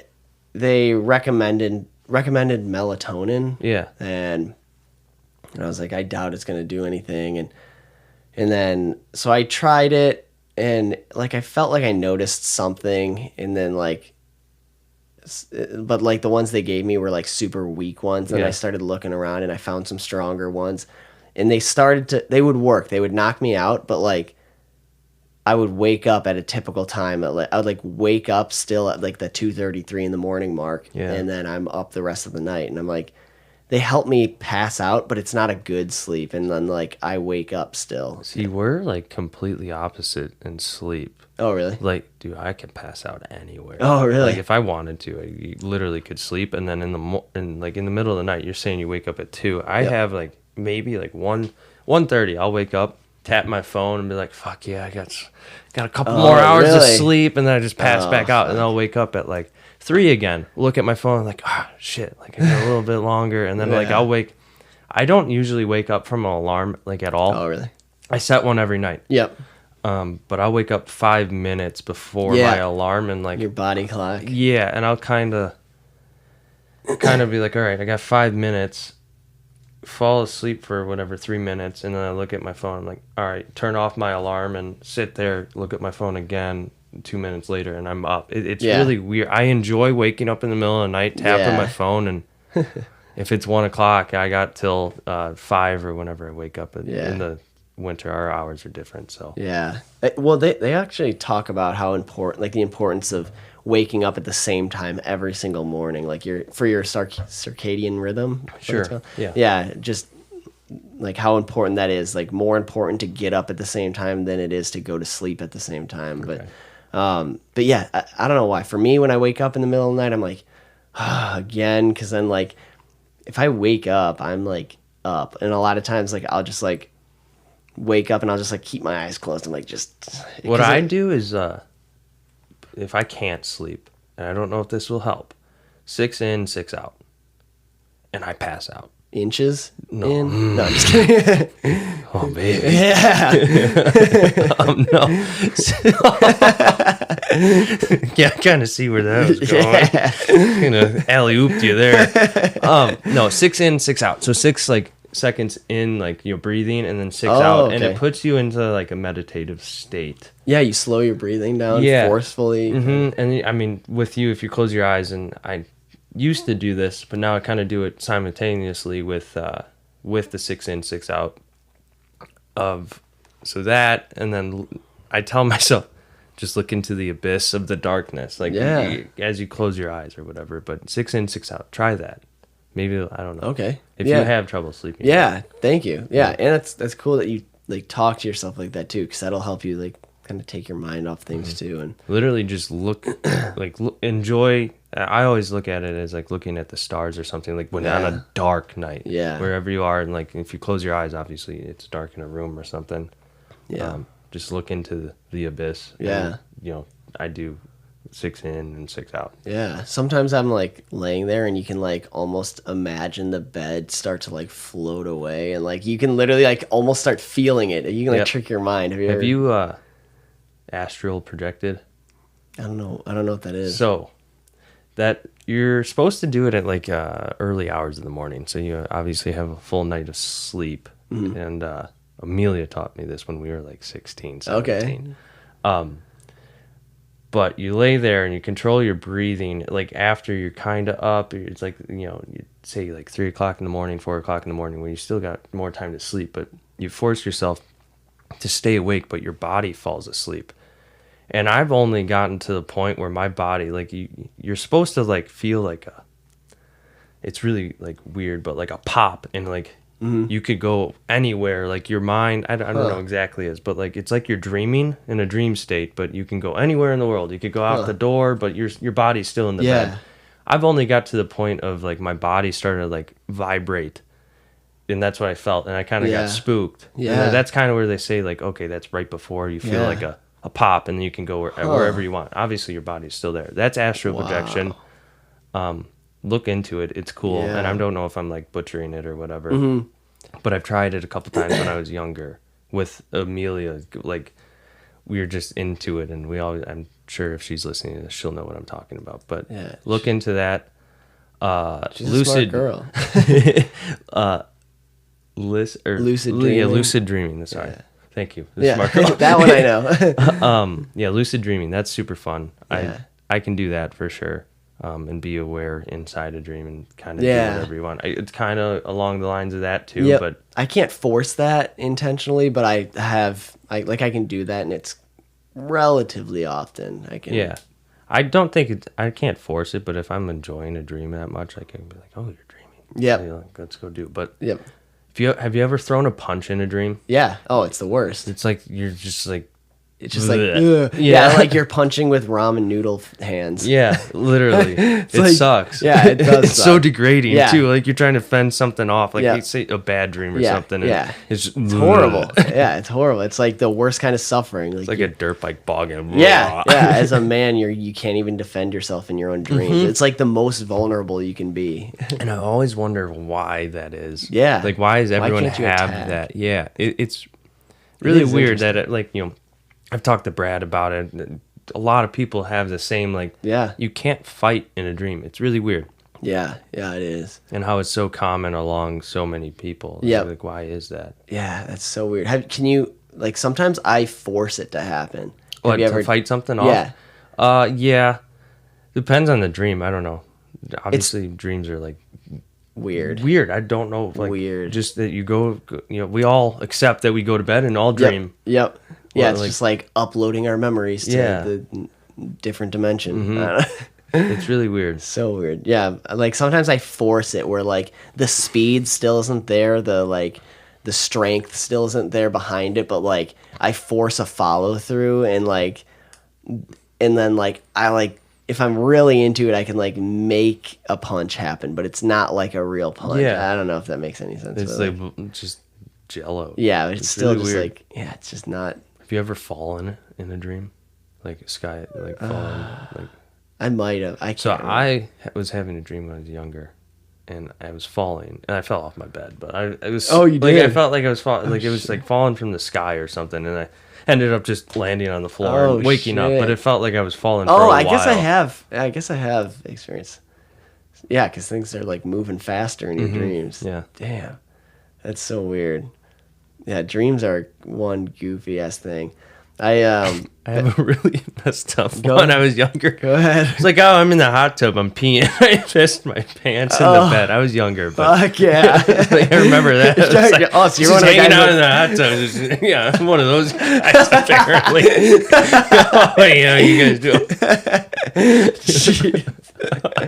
Oh god, that's funny. Just in the hot tub. Yeah. This is a safe place to take a piss. Yeah. Sure. That's funny. Fuck. I talk about that too, actually. Like, if you're at like a water park, I'm like, how much fucking piss? I think about that like when we go to the sandbar. Yeah. Dude, that water goes. Fuck. Yeah. What percentage of the sandbar is piss? Fuck, dude. It's probably damn near close to like 5-6%, which is like a lot. Fucking disgusting. Like 5 parts water. Yeah. 1 part piss. Oh god, dude, so gross. But where were they? Oh, and then spit too. Like at a water park, how much do you like go under and then you come out and you just like spit? Yeah. But no, I was gonna say with what was it? Astral projecting? Yeah, astral projection or projecting. Yeah. That's so cool because like that concept, I guess I've seen before, and now I'm gonna like go. Yeah, I know you'll go balls deep and like just look into. No, I'm about to embarrass the fuck out of myself right now because this show that I absolutely am completely in love with, and it's like my favorite ever. Still to this day, like I grew up watching it, and I freaking still love it because the meaning behind it. It's like so. You gotta watch it, especially once it gets to the like ending few seasons. Sure. It's like so there's so much like adult depth behind it. If you watch it, it's like there's meaning, and it's about like growing up and becoming mature, becoming an adult, or like making tough decisions and like getting by in life, and the struggles of friendship, the struggles of hardship, and it's just the struggles of life and relationships and making decisions and stuff. And there's so much I guess like advice for getting through life, and like it just kind of like puts experience into a TV show, like the experience of becoming an adult. And I love the show. It's amazing. But I know as soon as I say it, everybody's gonna be like, oh my god, you child. What is it? It's Adventure Time. Oh, you love that show. Yeah. Yep. Mm-hmm. Yep. Yeah, but they have the writers are like, that is what. Yeah, the subliminal messages with like the like growing up and stuff. Yeah, good. Yeah, and just you can see the progression of Finn growing up and becoming an adult, and it's just like it's amazing to me. And there's like so much relevant knowledge, like even when I'm like, if I have one hell of a day, like that's like Katie always talks about how she like when she has a rough day, she wants to just plop on the couch and watch Friends. That's like her comfort show. But that's Adventure Time is that for me, where it's like if I'm just emotionally and mentally beat, like I just want to sit down and watch one of the episodes. Like I've seen them all. Fuck. A realistic guess, I've probably seen them all. I've gone through the whole thing. I've gone like all the seasons straight through, like 5 times, 6 times maybe. But like we also throw on random episodes all the time. But I've probably close to like 8 or 9. Is it like to the point where it like seems like every single episode is just like a big show, like just one? Yeah, it's like thing. One big story. Yeah, and that's what it's cool too because of the progression. Because like you can hop in anywhere, and each episode is unique. But like it's also cool because the whole thing is a progressive story. So it's like you can watch it either way. You can jump around or you can watch it straight through and see the progression. That's kind of how my comfort show, I guess. I have a few, I think, but my big one's The Office. Oh, yeah. You could just, like, jump in wherever and, you know, enjoy the show. Yeah. But it is like a whole progression with it.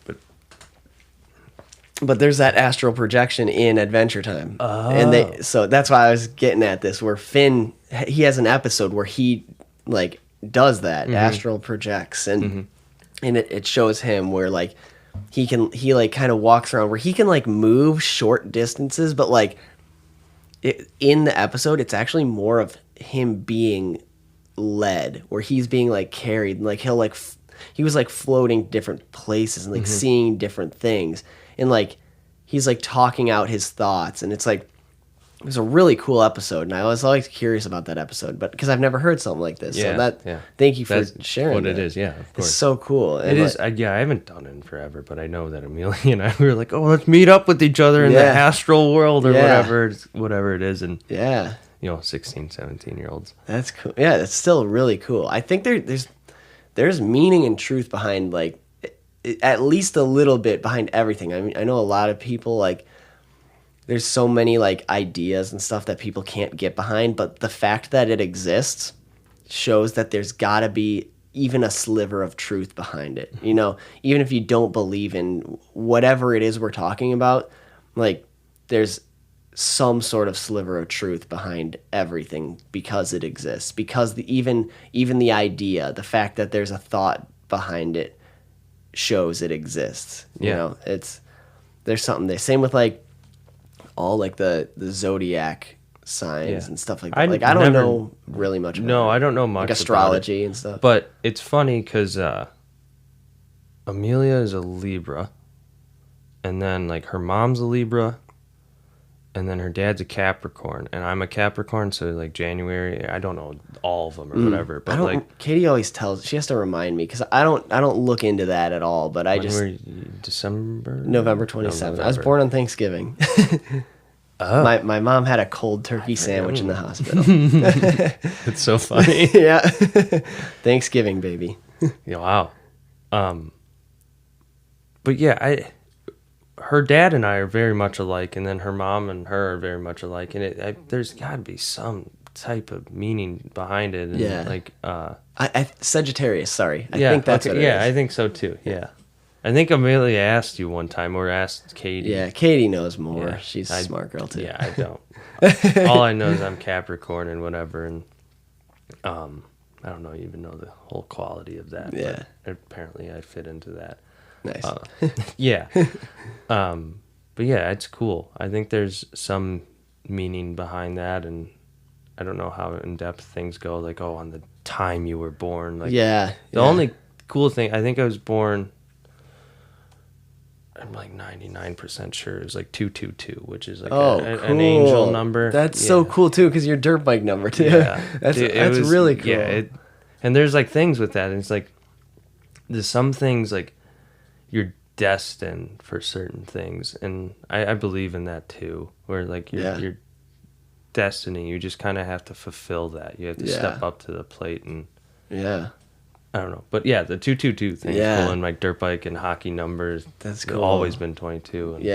And numbers are cool, and the way that numbers like work out are kind of cool. Mm-hmm. Like I know they like number letters too, and find like weird number patterns in people's names and stuff like that, and what it means. But that stuff is all really fascinating stuff, cool too. And I think with my last name too, which you'll laugh, if you type it in, like, you know how we used to type, like with texting, like you had to click it. Like a 22 and then 88. Really? For last name, because C8. Yeah, like on a keypad, like on an old flip phone. Mm-hmm. Oh, yeah. So 22. And that's so cool. 88, which is another, like, you know. Yeah, that's so cool. Mm-hmm. Yeah, another thing that's interesting, too, is, like, different cultures where, like, the Chinese zodiac, where there's, like, it's not about, like, time of the year, it's about what year. Yeah, where it's like the years of, like, lion or the year of it's so weird that, that's like... That's cool, too. It is cool, and at first I'm like, how can a full year everybody be, like, the same kind of, like, type of person or whatever.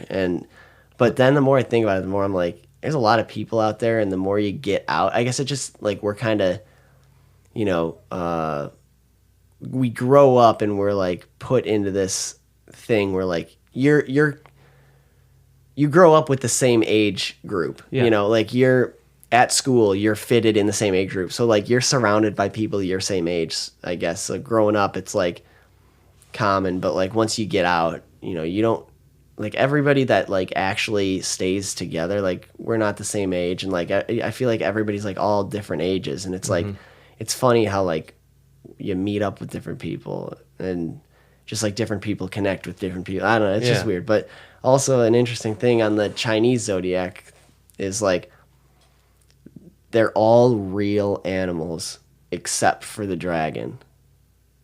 Oh, wow, weird? That is weird. Yeah, the dragon is the only Chinese zodiac animal that's supposedly. Well, we had flying dinosaurs. Yeah. So that's like... So JJ and I, on that podcast, we didn't talk about this, but we talked about, like, the fact that dragons could be a possibility, but they're, like, extinct or not exactly what we... interpreted them, or maybe the skeletal structure of like dinosaur bones we're putting together wrong, or what if it's how do we know cartilage? How do we know what they sound like? I get that stuff. I think you guys talked about that. What if they weren't as reptilian as we believe? Yeah. Or another thing too is like bird bones are hollow for flight. Yeah. And I've talked about this before too. Like those may not have fossilized like the rest of the structure did, and like if there was wings or something like that, or even like a whole, like maybe dragons did exist and just their bones were all hollow and they just like didn't fossilize. I don't know, there's so much time has passed and so many different scenarios could have happened that it's not like out of the question where something like that could have happened. I think weirder things have happened. Yeah. I think the coolest thing you've said too is like, and a lot of people believe this, like I think we met, like there is like technology like that past what we could think of, or like because we're so used to our phones and stuff and like microphones. Yep. But it kind of went away, and then like we kind of started from nothing again. So yeah, I don't know if you've talked about that, but like you're saying, like a direction that we went. Yeah, we went in a completely different direction with technology, and this goes to the pyramid stuff, and I don't know, we've talked about that too. No, that's good. So, like you remove Thomas Edison from our history, like remove direct current, and like everything that exists is so fucking different. Like, could you imagine if Nikola Tesla was like the father of electricity, and he basically went bankrupt and lived out the rest of his days in a hotel room until he passed away, because just him and Thomas Edison just like butted heads, and Thomas Edison just had the pull and the power, and Nikola Tesla used to actually work for Thomas Edison, and they disagreed, and I don't know. Tesla had some crazy visions, and I think there's more theories here, but I think some of his crazier inventions actually were brought to life, and I think part of his downfall was intentional could possibly be private industry of some sort, and because I think a lot of what he was onto currently exists, and I think a lot of what we see happening in the world is actually intentional. Okay. I don't know how specific I'm gonna get. No, go. I'm curious. Like he's got like an earthquake machine that was very strong, very powerful, and basically almost destroyed his whole factory.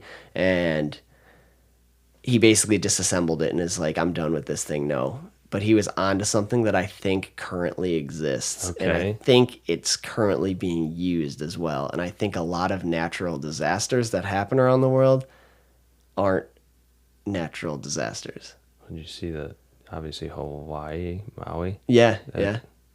That's so messed up. That's weird too. So messed up. That's a goofy goofy freaking thing too. Yeah. They'll give you $750 to restart your life. Yeah. Well, yeah, like you're talking about like the fires and stuff. Yeah. And how the like the FEMA, like I think they were like all in like 5-star hotels. Yeah. Being like put in 5-star hotels while these people are losing like their that's because generations of land. And stuff. You got like the natives that are there that are like trying to protect their land, but there's not a lot of land there. It's a small island, and a lot of people desire it. It's super sought after, and everybody's packed into what is allowed to be lived on or bought, and there's just not enough space. But people are wanting to move there. People are wanting to pay top dollar, and the government and everybody's trying to get their hands on it for a long time, and you can only pinch the natives off so much. So what's a way for them to buy it up? Let there be fire.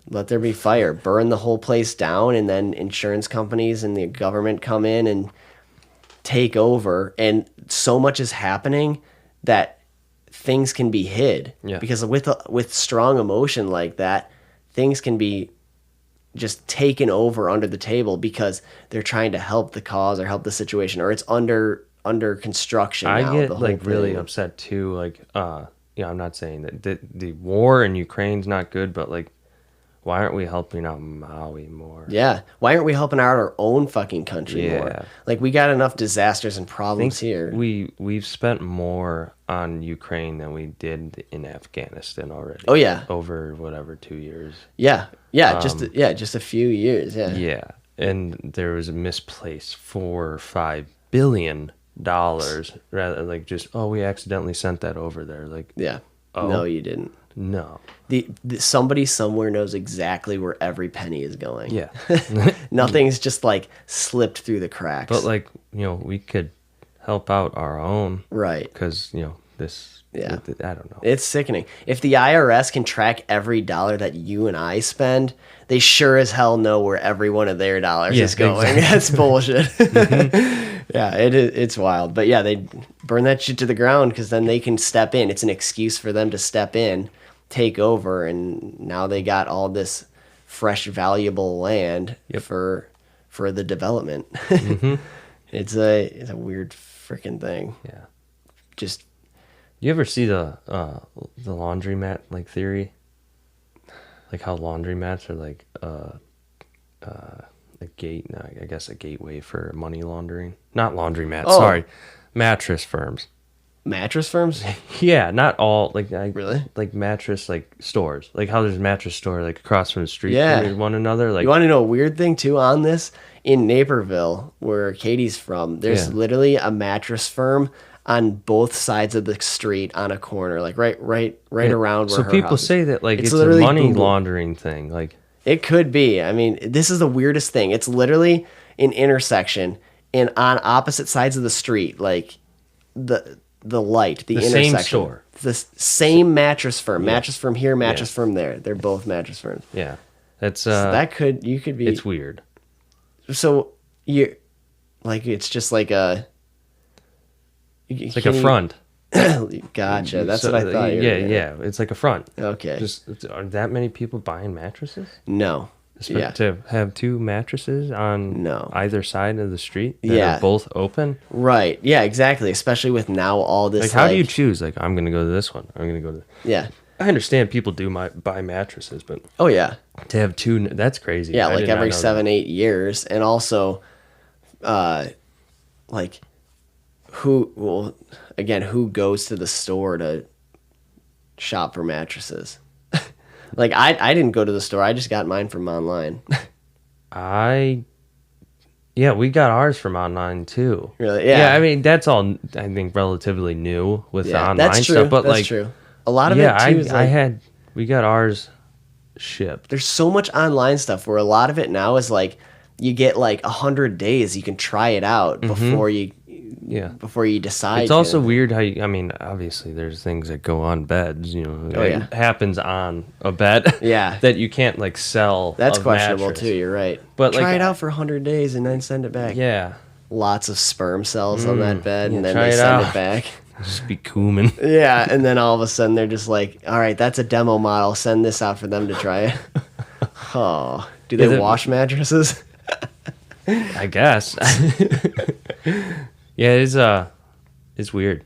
Yeah, it's a weird world. Dude, where money goes is really weird. Yeah, black budget programs, dude. Oh, I love that. I love all theories and like. Oh yeah. I don't know. Conspiracy's fun. Oh yeah. Yeah, I could. It's interesting, but I feel like if you're like on the front lines, like on the forefront of the actual like technology or whatever it is like a dangerous place to be. Mm-hmm. Fuck, dude. And it's like seems like the closer you get, the harder the pushback. Yeah. It's like you can access the easy information that's out, and then like the more you dig, the harder it is to find, and then you find information, and then like the more you dig, the harder it is. It just gets harder to get information, and then like sometimes if you're trying to dig into a theory, like it's easier to stop because then like, but just keep it in on like the back burner, and then like you stumble across something that puts a piece together, and it's like in the last spot you'd think exists. Like if you're on a topic looking for something, and then you're like going about your regular life, and then you like find a piece to the puzzle you're trying to solve. It's like, why is that over here? Why is there, like, I don't know. There's so many weird connections that don't make sense. But then like you think about it, and it makes theories seem valid or gives it reasoning. Because like a lot of times it's like, what's the point of it? Like why would anybody even start this? But then you find answers elsewhere. Mm-hmm. It's weird. Yeah. It's a weird world. There's a lot of secrecy. There's a shit ton, dude. I'm sure you said you watched that whole the alien thing, right? Yep. That whole the whole hearing. Yeah. How was that? I didn't watch much of it. There's a lot that they couldn't share. I mean, basically everything that they told, you could find on Joe Rogan. Okay. Like it's they didn't really share anything new. The only thing that was shared was that information was known about specific things, and that they could give that information in a private setting. Okay. Where like basically they're saying, I do have answers for that question, but I can't say it here. Okay. Kind of thing. Yeah. So that in itself does answer things, because they talked about biologicals, mm-hmm. meaning like alien bodies existing. Yeah. Yep. And so a lot of that is like, you know, they're talking about it. Yeah, which is cool. Yeah, it's crazy. It's the fact that they're bringing that up, which also shows me like, I don't think it's the government that is necessarily I think they probably want to know just as much, or at least the front of mm-hmm. the government wants to know, because I really feel like these like politicians and stuff, they actually don't know. I don't think they're hiding anything from us. I think there's like black budget programs that might know. Mm-hmm. It might be black budget programs or like deep programs in like the Pentagon, or they know information. They have information for sure, and they have programs for that. But my bigger thought, or where I'm leaning towards more, is that like as far as like spacecraft and like ownership of spacecraft, or like archaeological digs and like biologicals, whether they're living or not, I don't know. But as far as like ownership of that goes, or like custody of, I would have to guess that it's in private industry right now. I think like major corporations are in control, because I think private industry runs this country more than politics. Yeah, I would concur. I think it's buried in something, because there's like high level government workers that are denied access to programs mm-hmm. like this, which like they say, I should be fucking running this program. Why am I denied access? That's what leads me to believe it's private industry. Yeah. I don't know. It'll be interesting to see how everything plays out with it. Yeah. Yeah. Did you hear about the Mexican? Yeah, it ended up being like a hoax, right? Complete. Yeah. So they say. I don't know. I don't know exactly, but yeah. So they say those bodies were fake, but they pulled out these bodies. It looked like E.T. Like literally like E.T. But they did like MRIs, CAT scans, and stuff on them, X-rays, and I don't know. They found a lot of stuff that is hard to fake. Like they found in one of them eggs inside that. Wow. Yeah, like that would be super hard to fake, and like I can't remember the metal, but they found like metallic, like almost brackets inside. Okay. Like I think there was some around their. I know there was like a chest piece, like a bracket across their chest. Really? And I can't remember. I think there was one possibly in their head, like around the back of their head or something, but. Again, and it was like extremely valuable metals too. I can't remember. Precious metal. I don't know why like tritium is coming to mind. I don't know, but I can't remember exactly. But it was like an expensive metal and rare and expensive metal embedded in these things, and also one of them with 3 eggs. Again, super hard to fake that. So that is super hard. Like somebody that would go into that detail just to fake something. I don't know. It could be. Maybe you spent that much time trying to fake it, make a really good fake just to get money and fame. I don't know. I mean, could be. They looked like fucking E.T., dude. They did. Yeah. And they say that they were preserved like that because of like it was like some sort of marshes that they found them in where bacteria in the way they were buried, bacteria couldn't grow to decompose the bodies. So they were like buried in some sort of like a sediment that bacteria doesn't grow. So I don't know. And they were like smaller. Like they were like 3 feet tall, which actually is weird because that fucking lines up with everything Bob Lazar said too, with the spacecraft too. Same, and they're making a real model of it. Of what? Bob Lazar is working with a company that is actually recreating the exact spacecraft that he saw.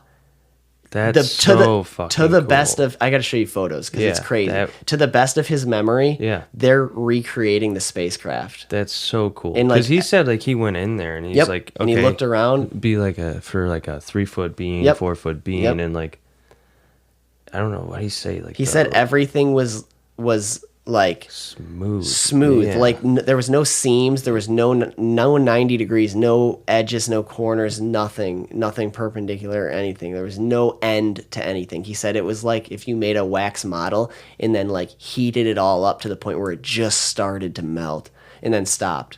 So it was all smooth, like melted butter almost. That's fucking cool. Everything was one. Yeah. Like there was no end to it's not like weld marks or anything. Exactly. Yeah.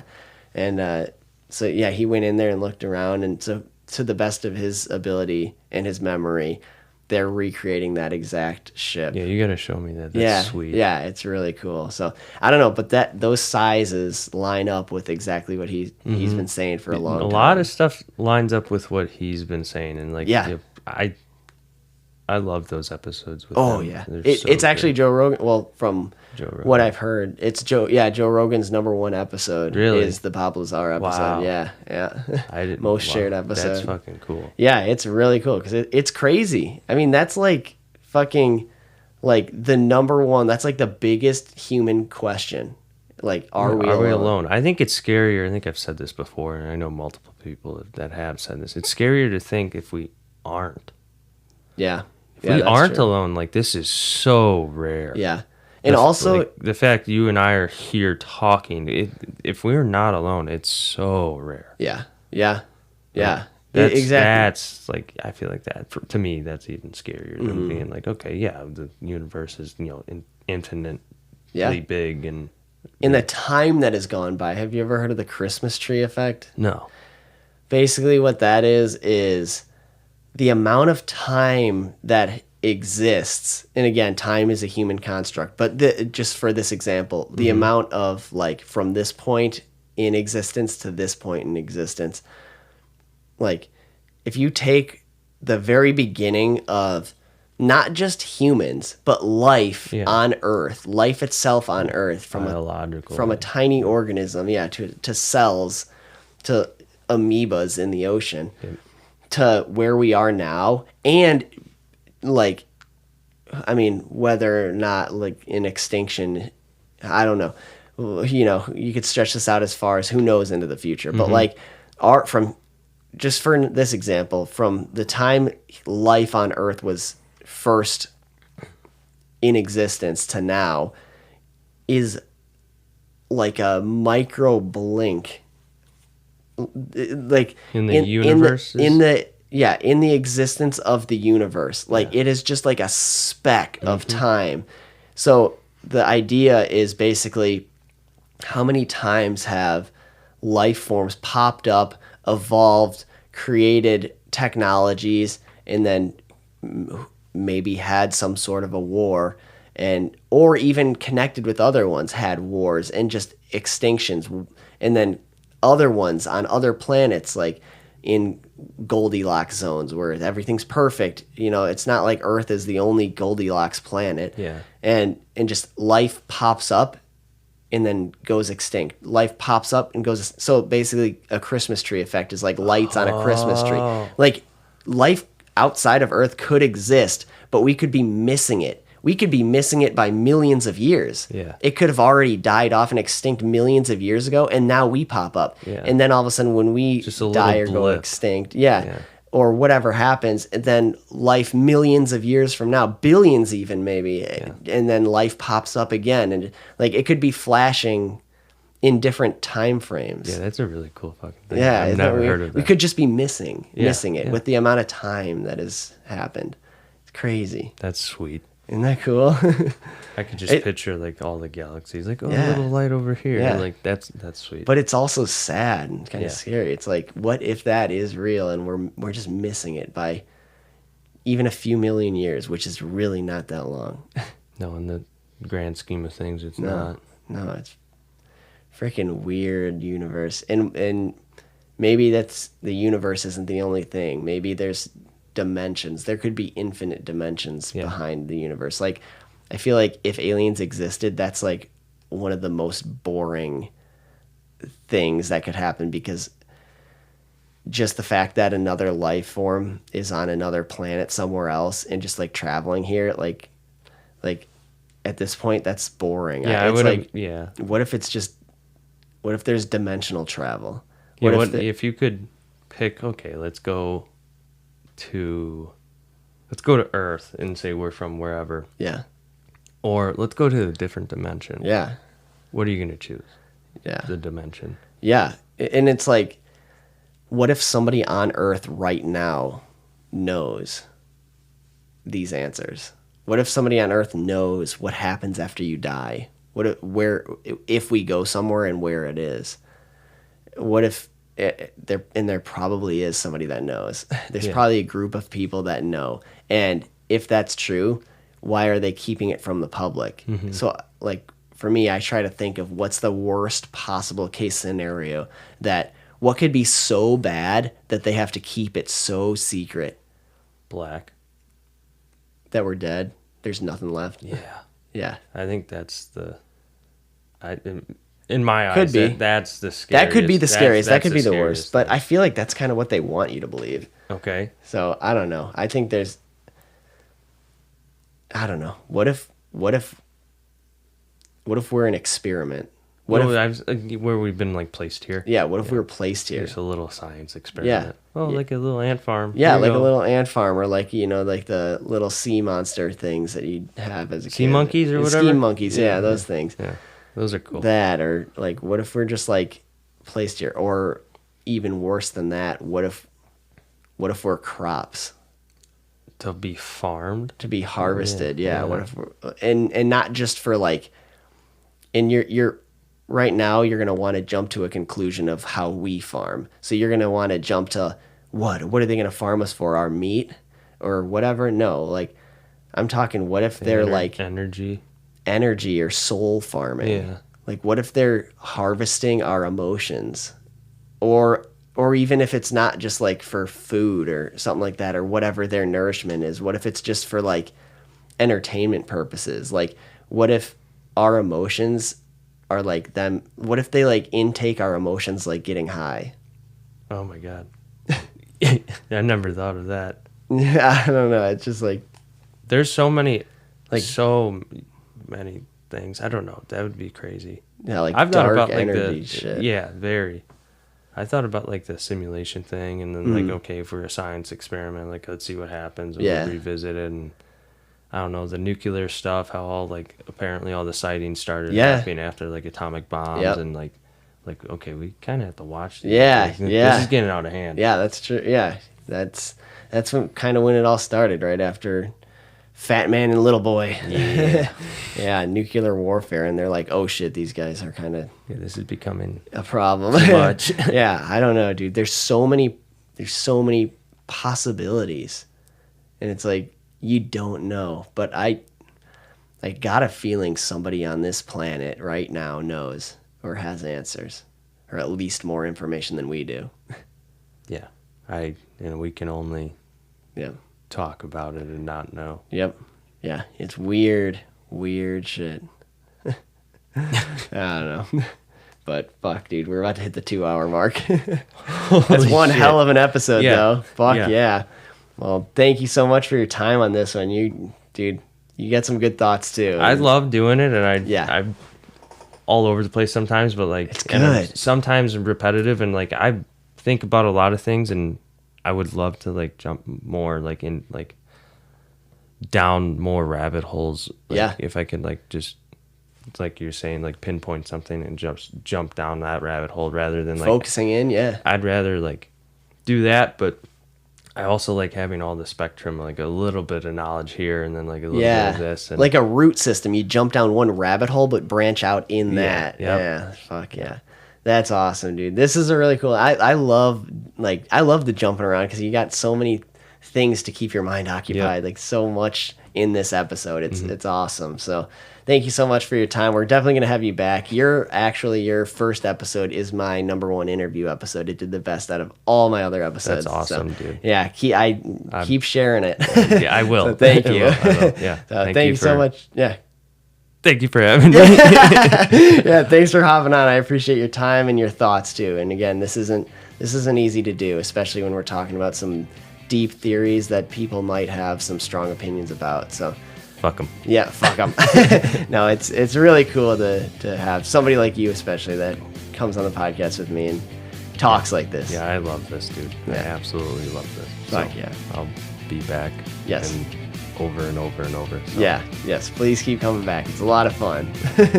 All right. Rock on, everybody. Hopefully you enjoyed. Peace. See ya.